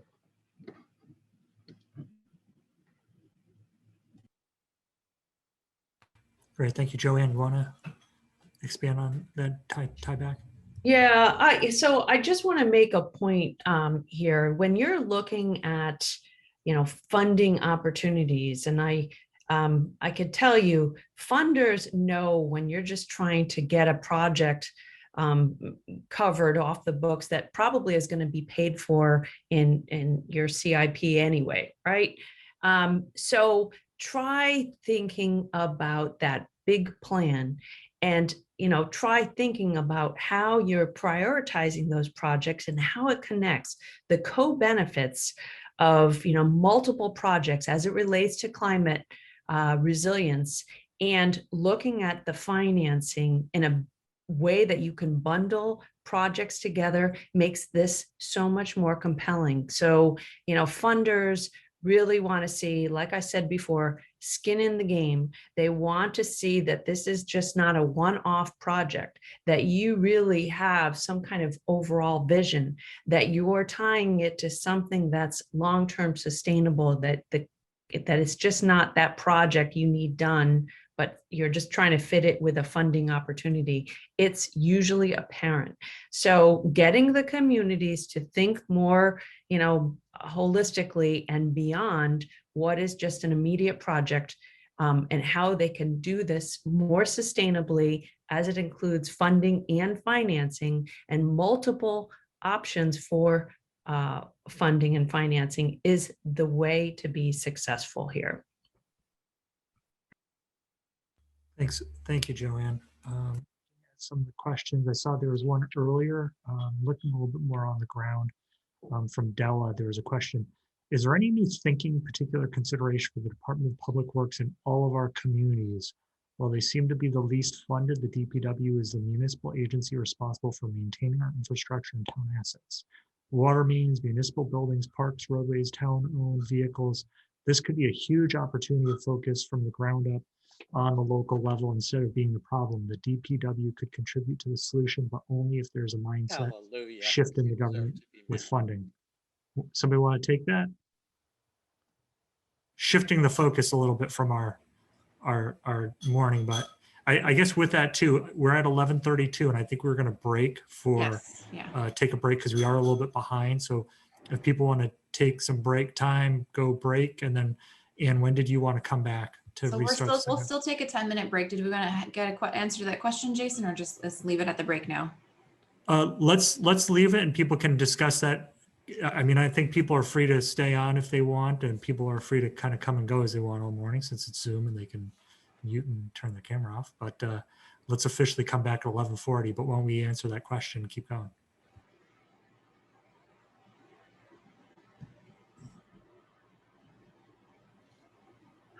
Joanne or Nick or Baja? Jason, I guess what I would say was, right, one of the things that we've seen and working with our local governments over the last 10 years or so, right? And I don't think this will be surprising to anybody, but just the idea of including kind of DPW in the conversations is something that it doesn't happen regularly. It's something that we try to push our communities to do when we're working with them. One of the most effective things that we've done in kind of some of our earlier projects was, just to get, a representative from every office in a municipality just to come to the table to have an initial conversation. And without fail, every single time, those people from the different offices didn't understand kind of either the impact of their work on the other offices, or didn't know that they were duplicating effort in some cases. And every time identified opportunities to kind of better coordinate and leverage their work.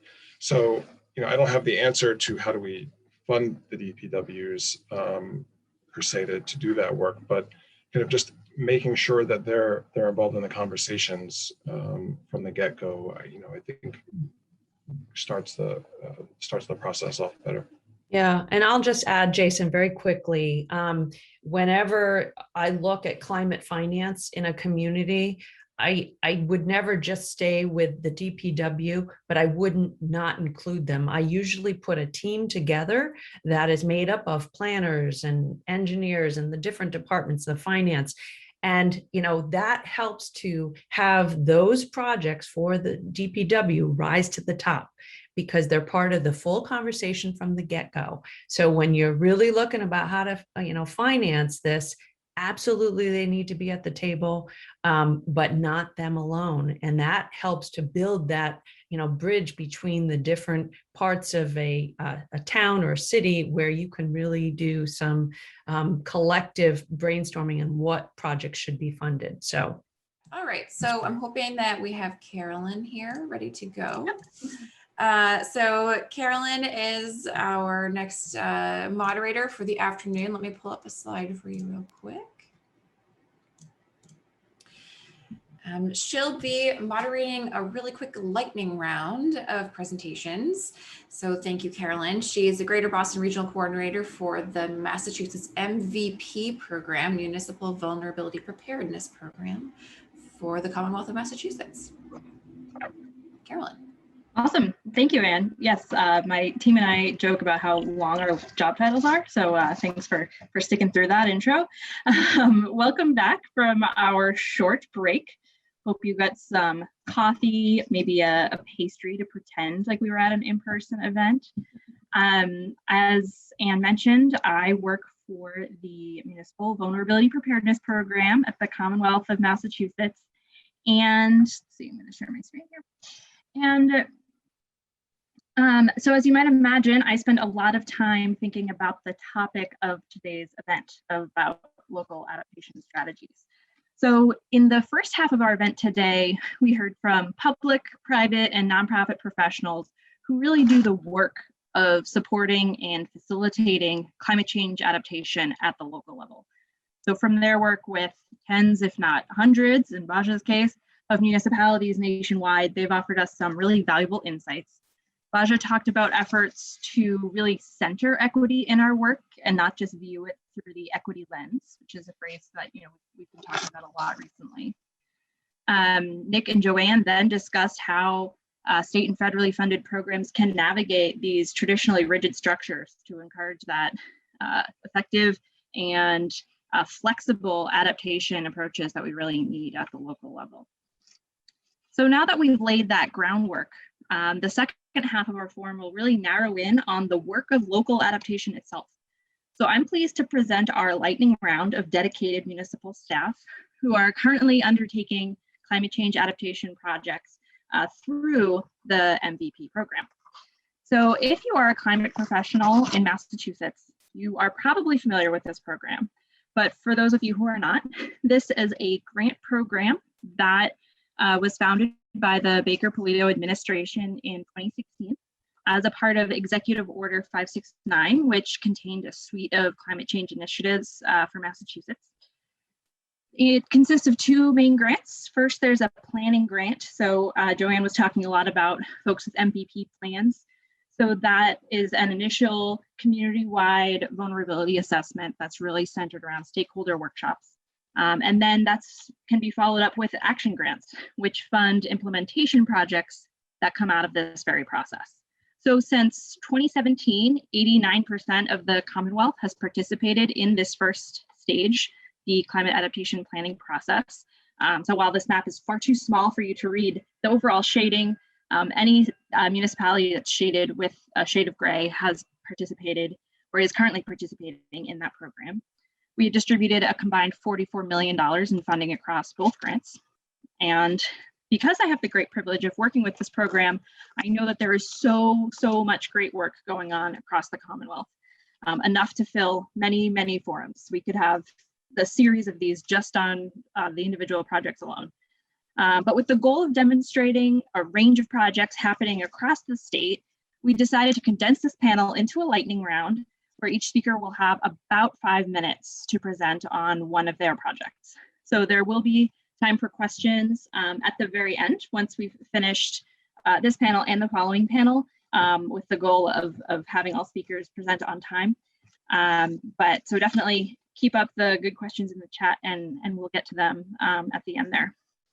So in this lightning round, we are going to be hearing from Ben Cares, the Senior Planner and Project Manager at the City of Chelsea's Department of Housing and Community Development. We'll be hearing from Wayne Fiden, the Director of Planning and Sustainability for the City of Northampton, Rebecca Longball, the Conservation Agent for the Town of Bolton, and Tina Quagliato-Sullivan, the Director of Disaster Recovery and Compliance for the City of Springfield. So we've got a great list for you today. So I do have some slides for each project. So the speakers, you will have to nudge me when to change slides. But we are starting with Ben. So I will let you take it away. Awesome. Thank you, Carolyn. And thank you, everybody, for attending this conference today. As Carolyn mentioned, I work for the City of Chelsea, Massachusetts in our Housing Community Development Department. And today I wanted to showcase with you one of our regional projects with Everett, Massachusetts. The project is centered at the island and river area. And so this is a major flooding pathway, an inundation pathway to expansive portions of both Chelsea and Everett, Massachusetts. So the population size between the two municipalities is of roughly 100,000 residents. So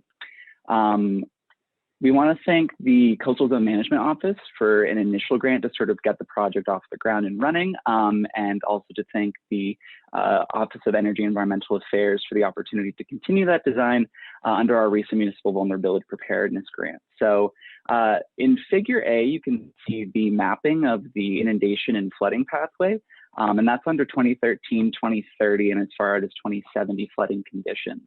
As you can see, it's covering pretty expansive portions of both Everett and Chelsea. And so it's easy to see why we're prioritizing this particular flood inundation pathway. And so basically our attempt at this project to mitigate these flooding impacts is a coastal barrier in Chelsea and then extending through Everett, accompanied by a ecological restoration of the salt marsh, as well as some open space improvements in the area. And so I want to bring your attention to Figure B on the top right corner.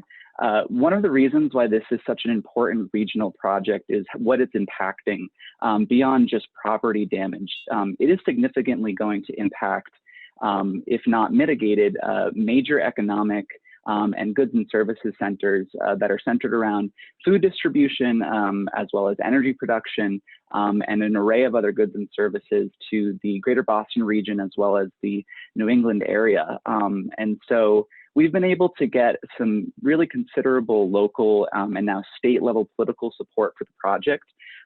But its impact, once we run through sort of a benefit and cost analysis, will certainly be prodigious, and it should definitely receive attention from further and more expansive funding sources in order to just fully realize it. In Figure C in the lower left corner, this is a conceptual design and rendering of the coastal barrier itself. So you can see that we're designing up to a 2070 condition that is a pretty significant barrier itself, as well as I had mentioned open space improvements to the island and park area, as well as the salt marsh restoration. The environment is home to a pretty diverse array of flora and fauna. And so as a part of the project, beyond just a barrier, we really want to give credence to the fact that, ecological restoration needs to be sort of part and parcel of, a flooding mitigation project like this. And so to contextualize it even further in Figure D, the highlighted green portion is sort of Chelsea's portion of the barrier here, as well as some of the open space and restoration improvements. And then you can see in red, and as well as that purple line, that's traveling down around the coastal area of Everett, Massachusetts. And so we want to acknowledge that, the mitigation that can be realized through this project cannot occur just in Chelsea. It will require an alignment along an expansive portion of Everett's coastal area there. And so that, serves itself as an array of challenges, but we have experienced some amazing momentum with our team here in Chelsea, as well as Everett's team, through engineers, planners, community engagement experts, and I'll talk through some of those actors later in this presentation. So Carolyn, feel free to advance the slide. And so I want to really hone in on the fact that, and we've been talking about this throughout the entire conference, is that coastal and sort of flooding mitigation and restoration projects cannot happen inside this sort of technocratic vacuum where it's just planners and engineers getting together and trying to sort of receive funds, give that to a contractor and build these projects. So pretty robust portion of our municipal vulnerability preparedness grant is the community engagement component. And so that sort of serves three major purposes in Figure A, and that's cultivating environmental stewardship and justice.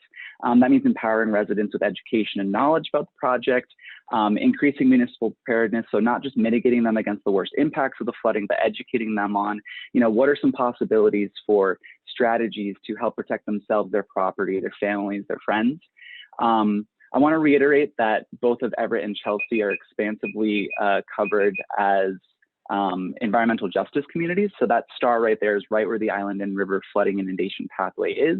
And you can see that through the Massachusetts designation of environmental communities, that's centered on minority status, income, as well as English isolation. And so a lot of our community engagement strategies and sort of events are targeted towards bilingual public meetings, as well as some in-person congregations in the lower left corner, Figure C. That was a pretty successful cleanup project that we had of the island and river area.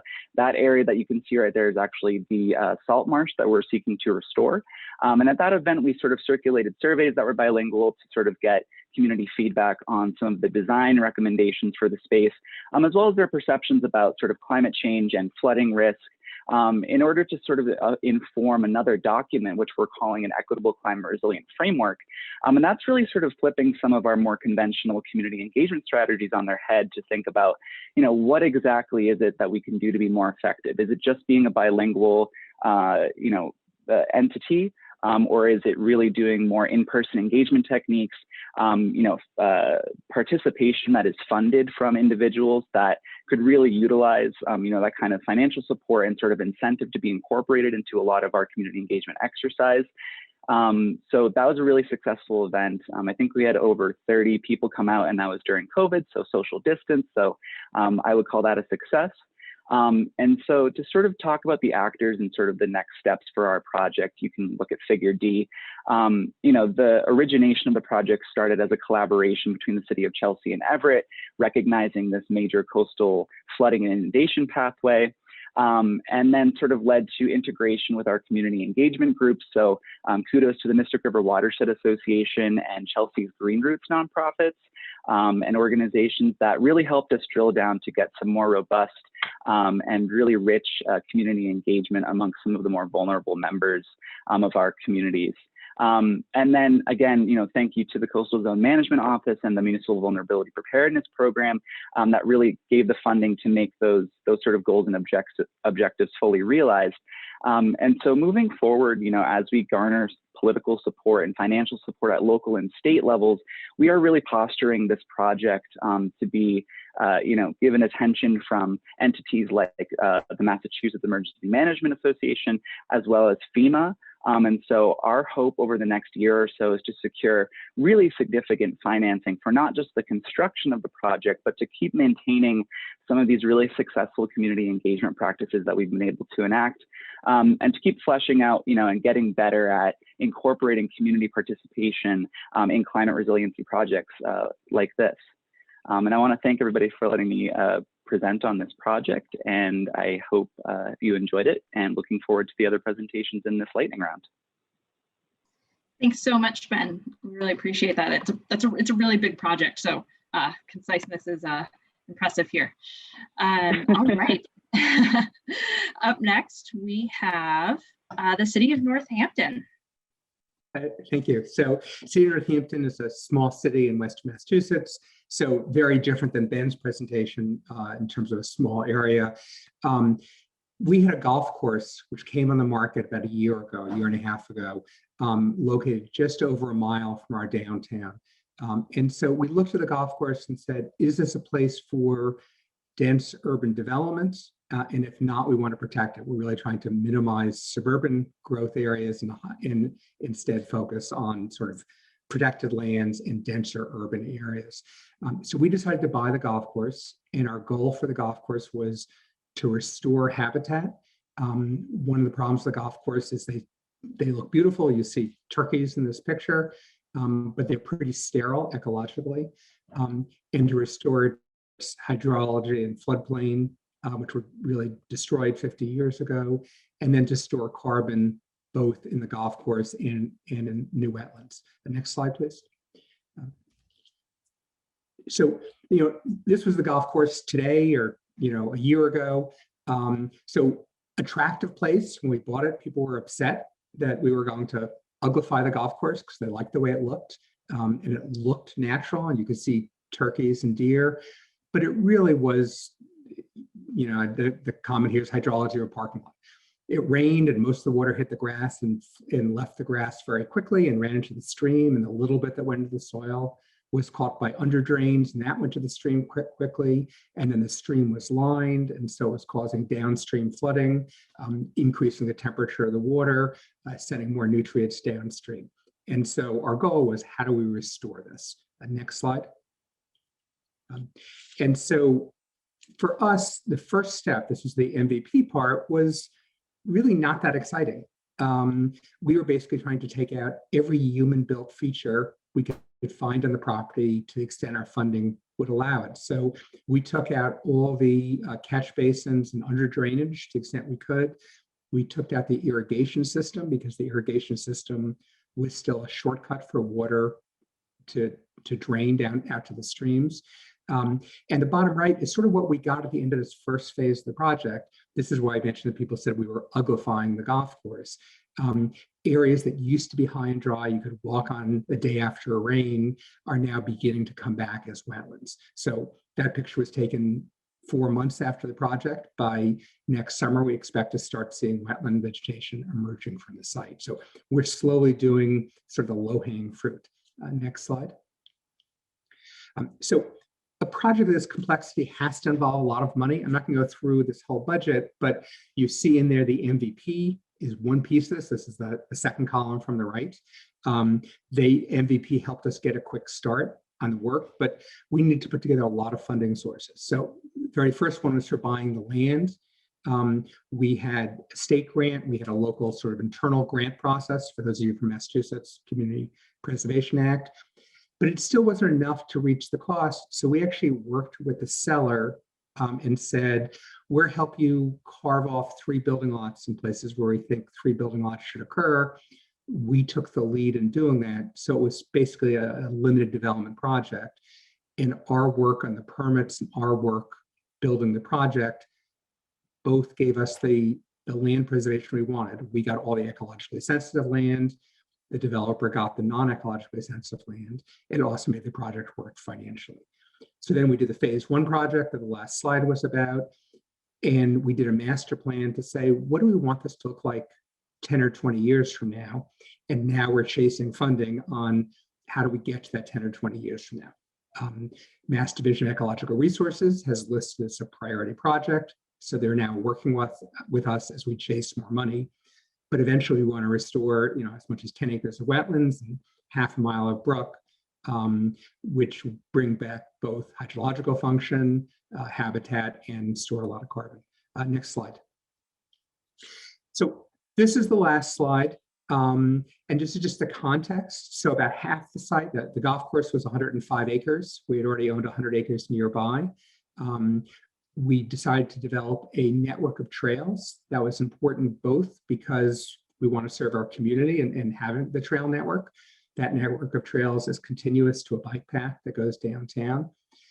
But equally important, it was really important to us to build community support and community consensus. And when we held our public forums, people said, oh, it's great, you're restoring the golf course, but we just want to make sure we still have a place to walk. And so the trail network serves the community, it keeps our support, and it gives us a chance to educate the community as to what are they going through. So we're going to be doing interpretive signs on here's what was here before, here's what's here now, and here's where we're trying to go. So thank you. Awesome. Thank you so much, Wayne. It's a great example of a nature-based solution, or I like Baja's phrasing as a respecting nature solution. All right, next up we have, let's see, here we go. The town of Bolton, Rebecca. Thank you so much. It's really exciting to actually hear these other projects as well. So great job to all the towns presenting today. Our project was the Apple Country Natural Climate Solutions Project. This was a collaborative effort between the communities of Bolton, Devens, and Harvard. So 2 towns and then Devens Enterprise. This is a climate-focused assessment which prioritized planning documents such as maps, tools, policies, suggestions, and also best management practices. A huge portion of this, as you had actually explained, this being the MVP Action Grant project, is the public engagement component. So we had quite a few site visits and actually in the field site assessments, which are shown here on our map by BSC Group. Additionally, we went out and we paid close attention to some soils, which is also established in one of the images you see on this slide as well to the right. This was a particular site that we were interested in because on one side that I'm actually standing on in the orange, there's a lot of tilling going on. And the opposite side, there's less tilling. It's a less aggressive management practice or maintenance practice. And that was on one site. So we wanted to get a better understanding of what was being done, how it was being done, how it could be improved. And of course, as part of this climate-focused assessment, we did want to prioritize collaborating with nature to create climate resiliency. As we know, those 3 communities are within Massachusetts development frontier, you could say. And therefore, with development, how are we going to be able to suggest or prioritize collaborating with nature and identifying and deliver climate solutions that will increase resiliency for all 3 communities and associated ecosystems? So encouraging nature-based solutions for the reduction of greenhouse gas emissions, improved water quality and supply, reduced flooding, and the list goes on, as we all know. Next slide, please.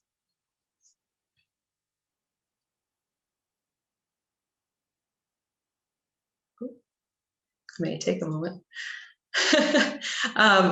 So some of the project cost was primarily from the MVP grant. So thank you to the MVP program and associated staff. We couldn't be doing this project without you. And it also inspires and prioritizes regional partnerships. So that's why we were encouraged to reach out to adjacent towns to collaborate with them and see how we could work together towards a climate resilient future. Again, the total grant received was $250,000, and then the grant match was provided and sourced by partner communities, and it was split between volunteers, subcommittees, staff contributions, and input from our Woodwell Climate Research Center scientist, Richard Birdsey, who assisted with our assessment that focused on those greenhouse gases, or that portion of the assessment that contributed to the larger assessment. Our partners that supported the project were representatives from each of the partner communities, which was Chris Ryan from the town of Harvard, Peter Lowett and Neil Angus from Devon's Enterprise, myself being the representative for the town of Bolton, lead coordinator and consultant Jillian Davis from BSC Group, and then our other lead consultants from Regenerative Design Group, Keith Salzberg, who I believe I saw on this conference earlier, and also Jim Newman from Linnaean Solutions. So on this slide, you'll also see there are quite a few images from these site assessments. And again, a large component of this assessment was getting out in the field, talking to community members, the larger landowners.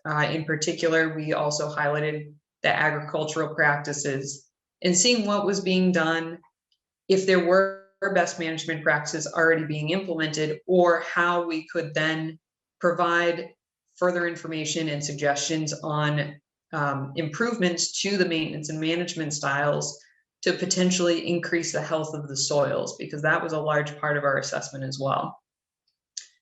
It was also, this assessment is going to allow the towns to identify and prioritize their most ecological, valuable, carbon-rich, and climate-resilient ecosystems, which again highlighted through agricultural ecosystems as well, for protection and conservation, opportunities for ecological restoration and enhancement of community and ecological climate resiliency, and carbon storage sequestration functions through nature-based solutions. Again, looking at the healthy soils and focusing on that type of an assessment, which in the past slide, you'll see there were different colors, and that was the different sites in each town. The policies and regulatory responses that support nature-based solutions and their co-benefits, so trying to work that into not only the management style of property owners, but also being able to implement it through town bylaws and policies as well. We also wanted to highlight the lands that are at greatest risk for future development. So right now we are still within our consultants are drafting the report at this time, but we were able to get all of our site assessments done before winter, which was excellent. But all of this is wrapping into a collaborative assessment, like I stated, that will better not only influence, but also inform the 3 communities and hopefully communities surrounding the area as well. And hopefully we can be able to repeat this there. Thank you. Thank you so much, Rebecca. Okay, let's see, slide changes their slope. Here we go. All right, so last but certainly not least, we have Tina to talk about her work with the City of Springfield. Hi, I'm Tina Quagliato-Sullivan. I'm the city's Director of Disaster Recovery. In Springfield, we're working around a project that is focused on improving communication and trust with the city's environmental justice populations. When Springfield did our assessment of our vulnerabilities and weaknesses, we obviously focused on both shocks and stressors. What came out of our assessment is that Springfield's greatest chronic stressor is the vulnerability of our residents. Springfield is a minority-majority city that has a sizable number of residents that experience higher than average rates of poverty, unemployment, and English isolation. Additionally, one of the things that we hear most often when we're out in the community and when we get feedback from stakeholders and organizations that work closest with some of the city's most vulnerable residents is that there's a sense from some residents that there's a lack of information from the city and thus a lack of trust between some residents and the city. So we wanted to focus some of our project on connecting a sampling of residents that live within environmental justice areas of the city with city staff and stakeholders to form a regular working group around resilience, preparedness, and sustainability. The idea was to have a focus group of residents that have existing connections to a network of additional residents within their neighborhoods. The residents in the focus group would get support from organizations like Arise from Social Justice and Neighbor to Neighbor, and they would get paid a stipend to compensate them for their time. Their role is to share their perspectives and to gather information from their resident networks and bring it back to the city and stakeholder working group. They're also available to disseminate targeted information to a wider breadth of residents that the city and neighborhood councils seem to be currently not reaching. So some of the items that the group is focused on are things like where are people getting their information from or otherwise not getting their information from. And this gets narrowed down to things like specific news outlets, social media apps, newspapers, etc. Additionally, you know, what are things that they think the city is effective at communicating versus things that they don't think we're terribly effective at communicating. An example of a latest homework assignment with residents was for them to talk about with us sort of what specific city communications them and their networks have actually seen within the past month and where. And this will give us some sample of understanding of which communications are reaching the intended resident populations versus and which communication methods are getting us there versus which aren't. As part of the project, the city has also brought on an outside consultant to help facilitate some of the meetings, to conduct interviews with resident city staff and stakeholders and neighborhood councils, and to collect data, all of which will help form recommendations, which will then go through the resident working group and then go on to the city to help us have ideas of how we improve our communication with residents and continue to build that trust.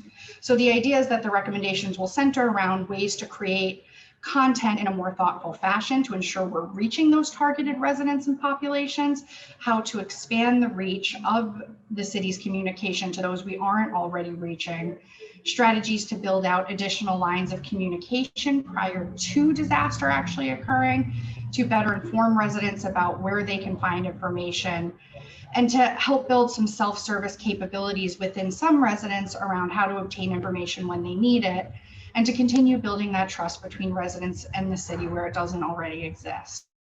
And that's basically an overview of Springfield's project. I appreciate your time and thank you for the chance to speak to you all about it. Thank you so much. That is, again, all really good summaries of very complex projects. Let's see, I'm going to stop sharing now. So we're going to save, if you have questions for our MVP lightning round panelists, we can lump them in at the end with questions for our final two panelists, which are Julie Wormser and Chris Castro. So I am now going to introduce this final panel. So our next panel is going to continue to think about some of these themes. So what kinds of obstacles do local climate adaptation efforts come up against and how can we address them? So first we have Julie Wormser, who is the Deputy Director of the Mystic River Watershed Association and the founder of the Resilient Mystic Collaborative. I first met Julie when I was interning for the city of Medford in Massachusetts in the summer of 2018. And she walked into her office and said something like, so would you like to be a part of this really cool group of municipalities who want to adapt to climate change, but like maybe at a watershed scale? Obviously it was more, I'm paraphrasing, but luckily my boss at the time in Medford said yes. And I got to be at the table when the Resilient Mystic Collaborative came to be, which is a group of municipal employees and community partners who are really committed to moving the proverbial needle forward and within climate resiliency. So now I get to work with them whenever there is an MVP grant that they are working on, which has been so exciting to see their progress over the last couple of years. So Julie will be sharing the story of the Resilient Mystic Collaborative with us today and opportunities offered by their multi-jurisdictional approach to climate adaptation. So this is basically Boston Harbor in, about 150 years ago. The lower Mystic was all saltwater estuaries, but this is what it looks like now. There's an awful lot of people living in what used to be marshes. The other challenge for us is that the watershed is basically the size of Amsterdam or Brooklyn, New York. We have fewer people, but we have 21 cities and towns as opposed to one of Amsterdam, or even it being a borough of New York City. So this gives us tremendous governance challenges. We can't raise local and regional funds. We don't have control over our building codes. We can't plan and regulate on a watershed scale, which is really the issue with climate. Just as climate mitigation is an energy issue, this is really a water issue for us. Too much water, too little water. And basically what makes the there in Massachusetts about all this nice red brick and all this oral history, part of it is because our laws move so slowly. We are designed to stay as we are. And that is very challenging when you have an adaptive governance challenge like climate. So the good news we do have is that Mystic River has some incredible cities, colleges and universities in and near our watershed.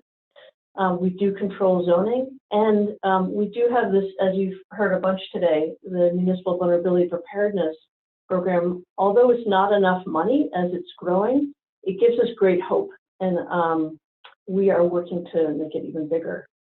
The other thing is that our municipal staff are heroes. If we had governance like we do here at the federal level, we would not be having a polarization.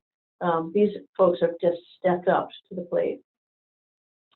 So the Resilient Mystic Collaborative is 98% of our watershed. We just have a little bit of Wilmington that's mostly in another watershed. We are about 2.5 years old. And so far, collectively, we have secured about $2.5 million in regional climate funding, and more so for individual communities. This is something that municipalities really lead. Carrie Hewlett and I co-facilitate. But when we said, help us understand what you need, this is the vision that cities and towns put together. First, we've got a lot of opportunity for planning and training. We want to do stuff on the ground that makes us safer. We want to work on things that no one community can do itself. We want to be based on data. We are pragmatic, we are optimistic, we are generous. And we created a governance structure that helps us succeed together and learn from false starts. In before times, we met at Partners Healthcare. We, from the get-go, paid to have professional facilitation such that we don't waste a minute of people's time. We have gotten funding from the Bar Foundation and from MVP such that we do have a core staff, including me, including Melanie Gallarte and Carrie Hewlett, and we help communities work well together. As you know, municipalities do not have staff that are tasked with working with their neighbors, and so we play that role. The municipal staff lead our efforts. We also have environmental justice, land use planning, architects on the steering committee as non-voting experts. We have a tight, more exclusive, higher trust steering committee, but then our working groups include folks who are more the stakeholders who are affected on the ground. We're still working with structural racism even within that structure as well, though. So we are still learning and improving on how who decides on our resources and how we do that well. So the steering committee drives our resources, but our working groups is where things get done on the ground. In the upper Mystic, you can see from this aerial, we are a tale of two watersheds, very, very urban in our lower watershed. Our upper watershed is much more suburban and green. We have 17 communities working together to manage stormwater flooding. Our original theory of change is that if we can store stormwater upstream, upstream communities get great open space, downstream communities get less flooding. So we have gotten $1.3 million in grants to identify 465 potential wetlands where we can enhance or restore wetlands to store more water. We narrowed those down to 120, then 18, then 3, and we're working to create our first new ones. That said, that's not everything, so I'll explain that a bit more. We need to do more than just the wetlands. In the lower Mystic, This is really the old port of the city of Boston. We have the highest concentration of life-critical regional infrastructure in New England, between the airport, water treatment plant, harbor tunnels, food distribution, our local transit, and it is not protected to the storms of climate change. And it is cheek to jowl with environmental justice communities. So we want to protect our infrastructure. We also want to protect the people who depend on that infrastructure not failing. So we have MVP grants to do a vulnerability assessment. We have worked with 13 facility managers, public and private, and did a tabletop exercise looking at a 2050 storm and what would happen with higher sea levels and stronger winds. And we are now in the process of doing a social vulnerability assessment to understand how our most vulnerable residents and workers would be affected by that failure in infrastructure, whether it's an oil spill into a community or our subway system failing. So by the end of this, we will have a short punch list of capital and operational improvements designed to prevent long-term failure of our infrastructure. Across the Mystic, we have some folks who are disproportionately affected by extreme weather. Our weather is not racist, as we've been talking about today, but our policies have been, continue to be. And so we are looking at the opportunity to identify who is most affected by heat, by mold from flooding, by high winds, and what can we do to institutionalize improvements to prevent harm to the folks who can least afford it. So the Bar Foundation and the state have allowed us to hire dedicated staff, and we are doing Wicked Hot Mystic to identify our urban heat islands and to cool them off. Finally, as municipalities know, our laws implicitly assume that our environment is static. And so a lot of our funding mechanisms and our regulations don't work for climate change.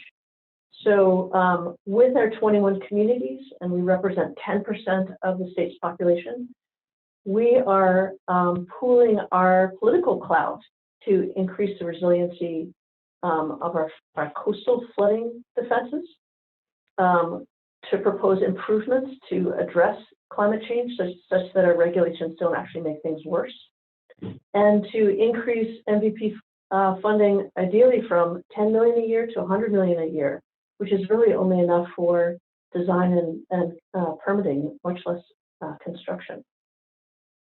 To give you a quick sense of what this looks like on the ground, in terms of regional stormwater management, the city of Cambridge had already spent $1 million looking at a very sophisticated three-dimensional model of where would they expect both river flooding and flooding away from the river such that they could develop without harm.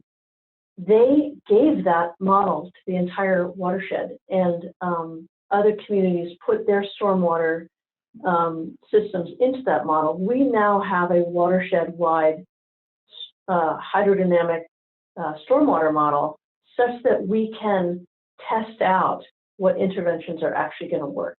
And so what we've learned from this is that, yes, our initial idea about stormwater wetlands, it's a good one, but we're now learning that that doesn't do everything. Some of our flooding, because of intense rainfall, is away from the river. It's just because we have too much pavement. So we basically say, okay, what can we do by storing more water through nature-enhanced solutions? Then what? What do we have to do in terms of reservoir management? Then what? What do we have to do about coordinated zoning or depavement?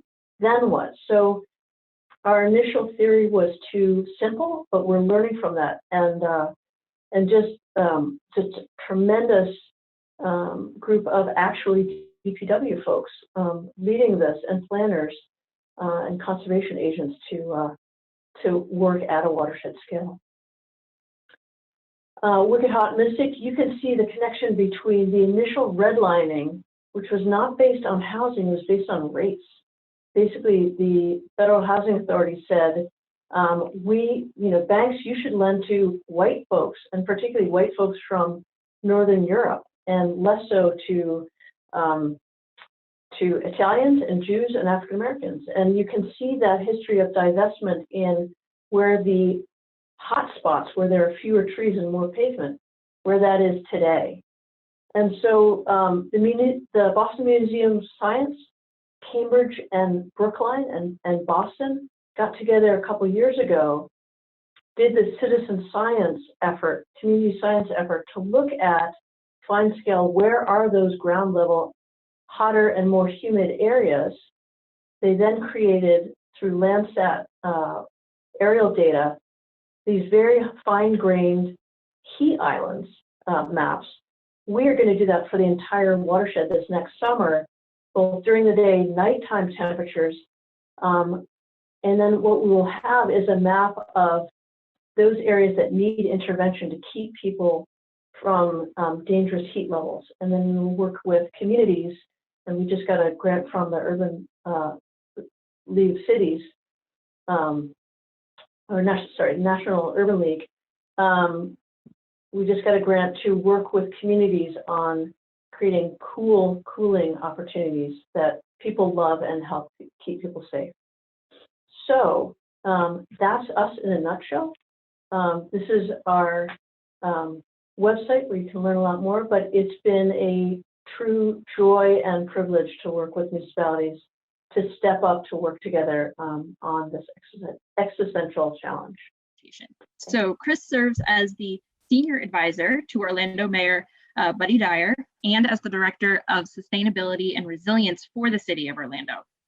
Over the last 7 years, Chris has spearheaded the GreenWorks Orlando initiative and has developed and implemented a comprehensive set of public policies, programs, and partnerships to advance Orlando's sustainability. Resiliency, and climate action goals. So today, Chris will be discussing Orlando's strategy to address the climate crisis and mitigate the worst impacts with a focus on decarbonizing buildings, the electrical grid, and transportation. I'll pass it off to you, Chris. Thank you, Carolyn, and hi, everyone. It's a pleasure to be here with you all today. We are a little bit warmer down here. Hopefully you all are staying warm in the Northeast, but I'm grateful for the opportunity. I want to give a shout out to VHB that actually reached out to see if I can join you all for this presentation. And today I'm really going to try to share some of the key strategies that we're working on to begin reducing our emissions and starting to mitigate the worst impacts of the climate crisis. And diving right into it, this is something that our mayor and our city have been really focused on for over a decade now. In 2007, our mayor launched GreenWorks Orlando with kind of this vision to transform Orlando into one of the most environmentally friendly, socially equitable and inclusive and economically diverse cities in the country, with the focus on kind of being the city of the future at the forefront of innovation and sustainability. Orlando is one of the most visited cities in the world. In fact, the last 5 years has been the most visited city in America. And in addition, we're one of the fastest growing. We have about 1,000 people moving to this region every week, and it has not stopped even during COVID. So there is a considerable amount of growth, and we're trying to figure out how do we continue to enhance quality of life and manage that growth in a responsible and sustainable way. And so GreenWorks Orlando was lifted up to really provide a comprehensive kind of in-house consulting firm, is the way that I explain it, where I get to work with all of our departments and divisions. I get to work externally with academia and transit and utilities and airports and businesses to really advance this culture of sustainability forward. And I would be remiss if I didn't mention the work that we are doing to also align with this global framework for sustainable development. The SDGs are absolutely critical, and we are in the process of publishing our first voluntary local review. And today, of course, we're centering around climate, SDG number 13, but it has so many interactions in those boxes that I've outlined in terms of the work that we are doing as well. So let's continue to do that and centering that work. As it relates to our emissions profile, you know, obviously we need to really be data-driven in how we approach this, considering that time is not on our side. And so since 2007, we've been tracking this emissions profile, luckily seeing a positive trend of reducing about 19% of our emissions since 2007, according, you know, basically citywide, but also a reduction from a per capita standpoint, almost doubling of that. And what's fascinating is when you look at this chart, this pie chart on the right, specifically, you see that the majority of our emissions profile is actually coming from two key sectors, primarily. One is residential and commercial energy use, both on site and the electricity that we're purchasing to power our homes and buildings. And secondly, it's on-road vehicles and transportation. And of course, when you start to look across the country, these are similar to the profiles that you'll see in major large MSAs and cities. So just starting out with green buildings in our approach, we have ensured to implement a stretch code specifically for city buildings to ensure that we're building to this higher performing LEED Silver standard. And so we are really focused on kind of grid interactive efficient buildings. A lot of the buildings that we're facilities now have on-site renewables. They are grid connected, and we're really moving in an exciting direction in that light.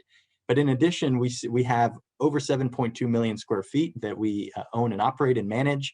And a unique solution that we implemented back in 2017 was we took out a $17.5 million green bond that was specifically focused on energy efficiency retrofits in our buildings. We went in and did full ASHRAE level 2 audits of the biggest energy hogs. We retrofitted our lighting and HVAC systems, added building automation and controls. And now we have this dashboard that's providing analytics of what you see in front of you that's helping us to optimize almost in near real time, every 15-minute intervals to see where things are going.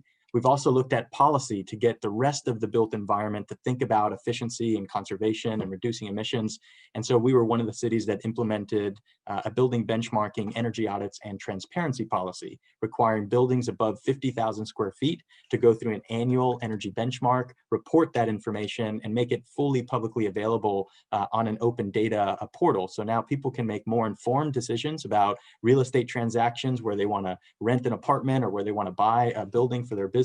And it really has opened our eyes as to what space types we need to start to target with incentives and programs to begin reducing their consumption and therefore emissions profile. It's probably not a surprise that hotels have the highest consumption and carbon footprint across the entire city, and we're a big tourism hospitality market, as you can imagine. So that's kind of some of the things on the building side. I did want to quickly pivot now to the supply side of things. And of course, you know, we are fortunate that we have a municipal electric and water utility in Orlando, very vertically integrated. We own generation, transmission, distribution, pretty much across the spectrum. And it's been relatively diverse, but relatively focused on fossil fuels, like most cities around this country. And so we made a concerted effort to begin moving in a different direction, in a cleaner and healthier direction. And back in 2017, City Council adopted a policy that basically required city municipal operations to source our power and energy from renewable sources by 2030, and then citywide, working with our utility to make that transformation for the entire community, every hotel, every resident, every office, powered by cleaner sources of energy. Now, often cities are at odds with their utilities, even cities with municipal utilities. And so it's been really exciting to build this relationship with our utility and finally get into an alignment. And in December, we just published what's called the Energy Integrated Resource Plan, an IRP process, right? To look out to the year of 2050 and identify how to actually achieve the climate commitments that we've set out. And I'm happy to say that our utility came out very bold to the public saying that we are committing to net zero carbon without offsets by 2050, intermediate CO2 reduction targets, as you can see there, in 2030 and 2040, and early retirement of our coal-fired power plants, the dirtiest fossil fuels on the planet. And these are being retired about 30 years early.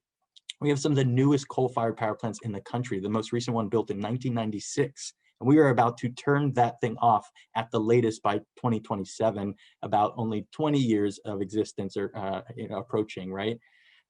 So kind of exciting news, or 30 years, sorry, exciting news in terms of moving in that right direction. Now, how do we get there? We've started to really use a lot of digital tools to help map the theoretical potential of rooftops in Orlando. We've worked with Google, Project Sunroof, and a great group called GreenLink Analytics to really help us analyze the potential. And what we found was staggering. 92% of rooftops are eligible, have enough solar irradiance to make the economics work for solar. It's about 2 gigawatts of capacity.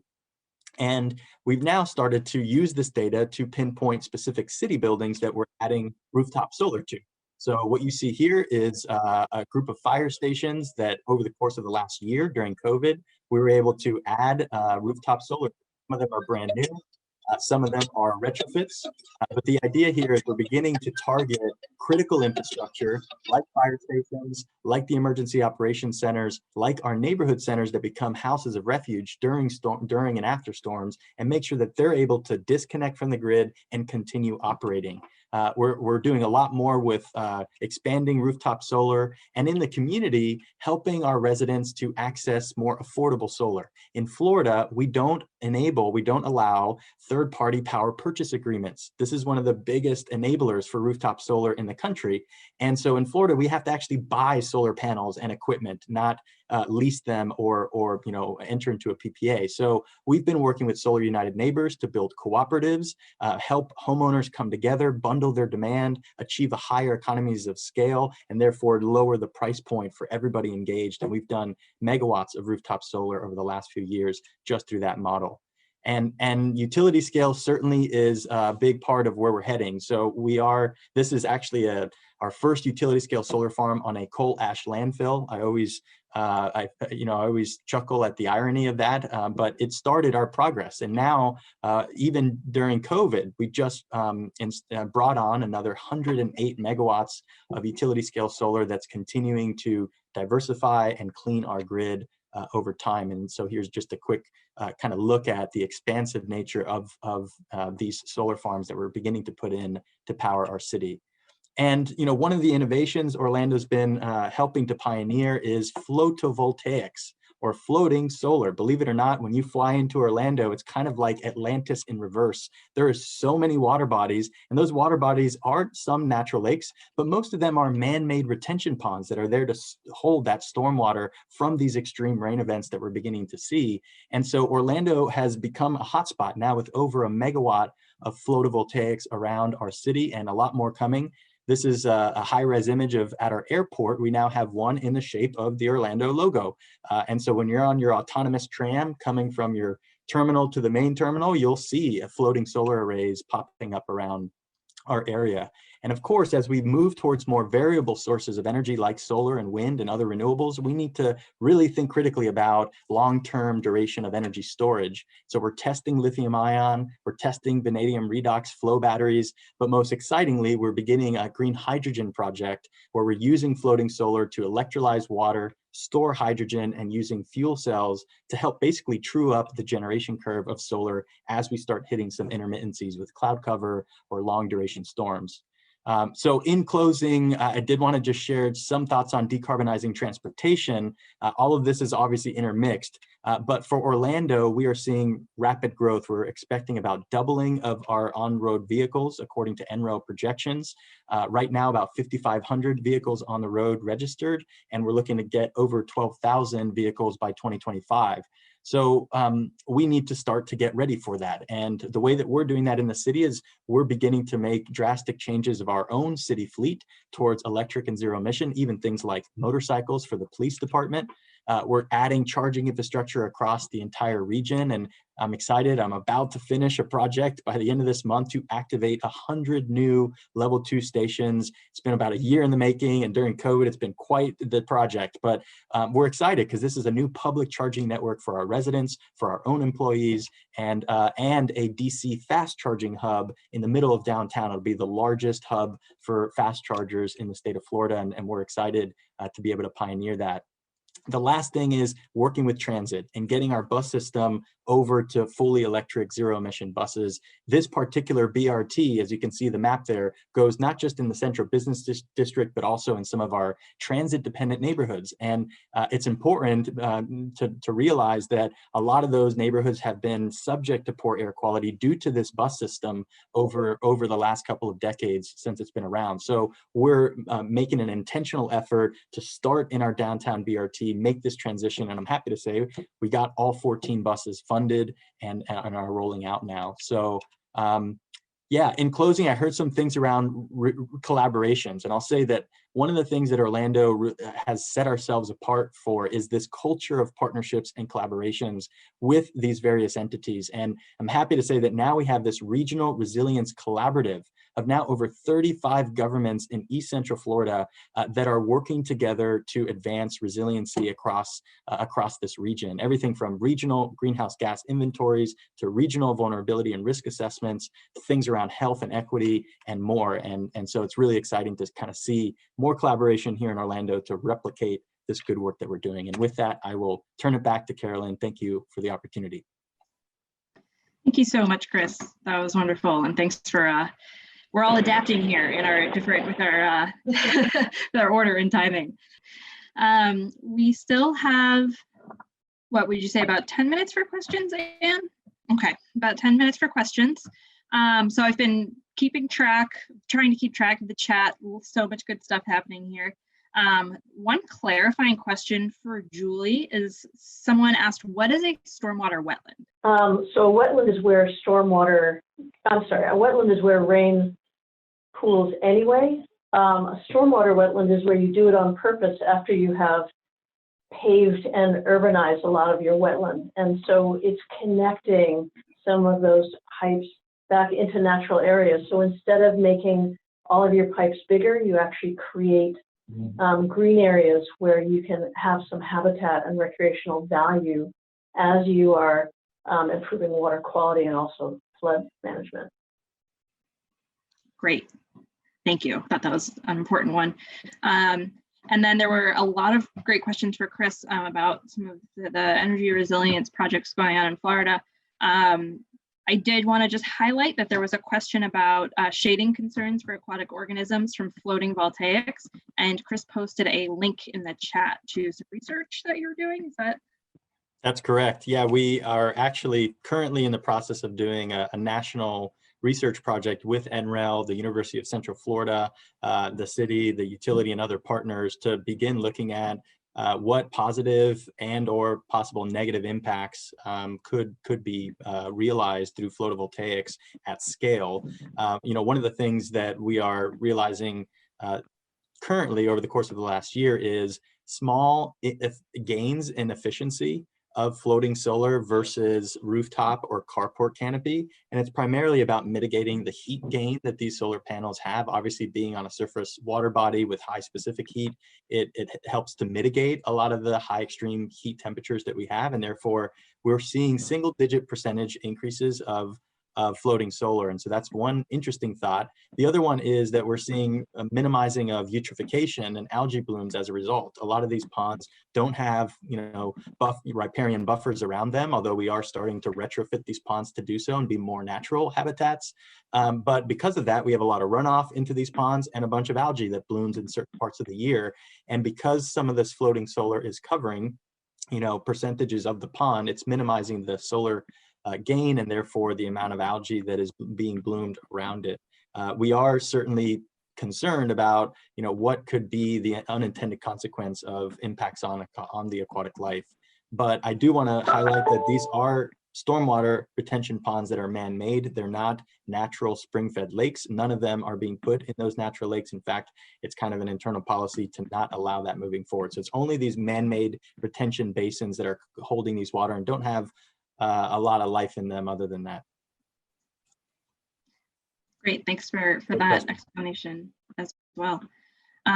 One question that was asked early on that after the MVP lightning round that I want to address to all of the second half panelist speakers is about community engagement. We started off with Baja talking a lot about the importance of centering the community in these projects.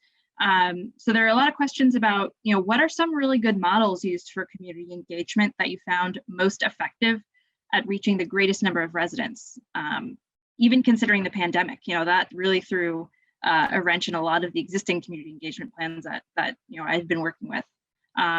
So do any of the MVP lightning round folks want to talk about some unique community engagement models? I know that there are some out there. Something I think I guess I would like to go ahead. This is Rebecca from Bolton. A lot of the outreach we did over email, phone calls. Our consultants called a few of the key community members and from EJ communities that we really wanted to focus reaching out to, and maybe we didn't have their email or contact. So really that phone call, utilizing the contact information that we did have and then supporting it by reaching out afterwards with supplemental information.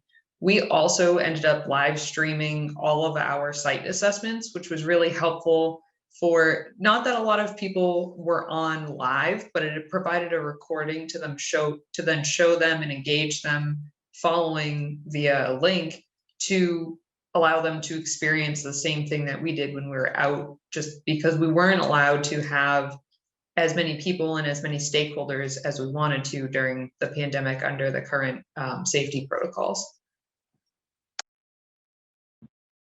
I also want to give a shout out to the Just Transition movement that I think Baja has been mentioning, just not as much by name. Providence, Rhode Island is doing amazing work, and it's,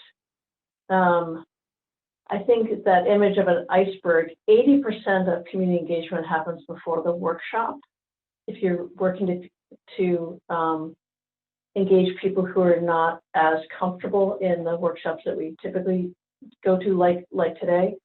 So my colleague Melanie spent 6 months probably engaging with a Cantonese speaking community. It was a housing cooperative near a park we're working on, a heat resilient park we're working on. And she was able to find folks who were fully bilingual in Cantonese and English, were known well, and our outreach work was all in Cantonese except for us saying thank you. And it was COVID safe, it was outside, it was timed, people got gift cards to, or cash cards to grocery stores, and we got incredibly good feedback. But none of that would have happened in a normative English-based workshop without, even with Cantonese translators. It was really having a workshop in people's primary language, focus on them as the primary audience.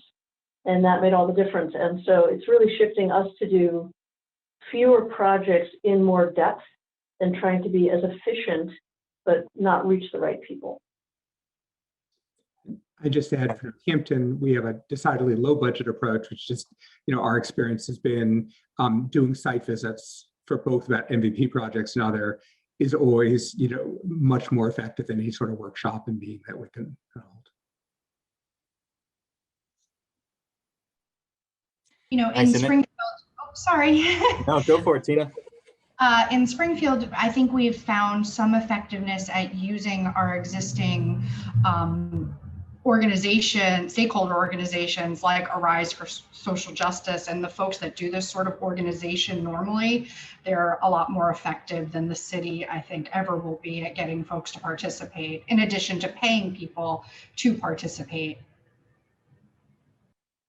Yeah, and in Orlando, I put a couple things in the chat about recent plans that we have posted, and there's some at the very end of that plan, you'll see there's an entire community engagement recap of how we went about co-creating these efforts.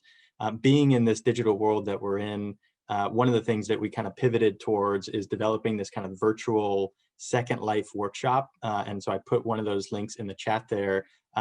Thousands of residents actually participated in that. And what we did was we leaned on our neighborhood associations. We have about 120 registered associations across the city, leaned on those associations and their committees to be able to get the word out through, through their listservs and to their residents. And it was really effective. We also launched a hotspot and tablet checkout program specifically to address the digital divide in in certain areas of our community that didn't have good bandwidth. And so now people can go to a neighborhood or senior center, literally check out, like you're checking out a book, they check out a tablet and a hotspot, and they're able to engage in not just these programmings, but city council meetings and other types of things that they need for their work or health or whatever it might be. Awesome. That sounds, the digital divide is definitely something that's here in Massachusetts as well, that we've been, I know a lot of communities have been struggling with. So that's really, really great strategy. Let's see. Ben, I think you shared in the chat about the cleanup event that you did. That was a good community engagement, a more unique. Yeah, so the cleanup event was held in September, and we did some pretty robust sort of like flyering and mailings, emailing, just all the communication channels. And even for a during COVID situation, we had, like I had said, I think around, and Melanie can correct me, I think like 35 participants, which is like, that's a pretty good number for an engagement event with Chelsea and Everett. And I think that from an event like that and sort of the surveying we've been doing with community members, developing the equitable climate resilient framework, it's just that, we don't get a lot of participation on virtual forums. A lot of that has to do with the digital divide, which, we're working on in sort of other departments and with the MAPC here in Massachusetts to address that, because that's a major sort of need for some of our residents in order for them to participate in virtual forums like that. But I think, more to some of the other points, it's not just about this one virtual forum that you're trying to put all of your eggs in that one basket. It'd be great to sort of put more money in our grant scopes to do really like targeted focus groups. And so that's one thing that we're targeting right now with Chelsea specifically is meeting one-on-one with faith-based organizations, some of the more frequented businesses, some of the spaces like the senior center where some vulnerable populations are gathering, and just kind of bringing up those individuals up to speed about sort of what are the current climate resiliency strategies here in Chelsea, and what can we give to them to sort of help educate their constituents and kind of just sort of spike some of that interest so that when there is a virtual forum, they feel that they're empowered and they feel that they have a really specific and enriching perspective to bring to the table. That paired down with sort of financial dedication to like funding participation, I think is sort of the more holistic approach. So we're working forward on that. And we're looking forward to some of our engagement events this spring and summer. Great, thank you so much. There's a lot of other questions, but we do have to wrap now, unfortunately. So I'll hand it over to my fellow co-chair, Mark Costa. Thanks, Carolyn. Hi all, my name is Mark Costa. I'm a Water Resources Project Manager with VHB, but more importantly today, I'm on the Climate Adaptation Steering Committee and one of today's co-chairs. On behalf of EBC and the UMass Boston Sustainable Solutions Lab, let me again thank you all for joining today's forum. Your participation has made this event a success, and we are thankful for every one of you. Prior to today's forum, we had the goals of sharing case studies, best practices, and lessons learned from a national, state, regional partnership and local level from a wide range of climate change professionals throughout the East Coast of the country. In regards to national perspective, I want to thank Baja for her inspiring words. Out of her many key points, one that I took away in particular was how we have a common root cause on so many of our issues, and in particular, climate change and social equity. Thank you for your time. On a state level, it was great to hear from Nick and Joanne, hearing about New Jersey and Maryland and how they're leading on this issue, and how state government can support municipal government. On the regional and local level, it was great to hear about the fantastic leadership from Mystic River Watershed Association, the City of Orlando, as well as our MVP communities. As an engineer, there's nothing greater than seeing your project go from a plan and on the screen to being constructed. So it was so nice to see so many actionable projects that are creating on-the-ground improvements for climate resilience and reducing greenhouse gas and increasing social equity. Also want to thank my co-chairs, Aaron, Jason, Caroline, who were critical in planning today's forum. This forum wouldn't have happened without your hard work. It left me with lots of ideas on my projects and the communities I work with. Hope others have found it as beneficial as I have. Before I leave, I do want to put a plug in for our next forum, which is June 5th. And its focus is going to be climate migration. So please join us for that forum. And thank you again, and have a great weekend.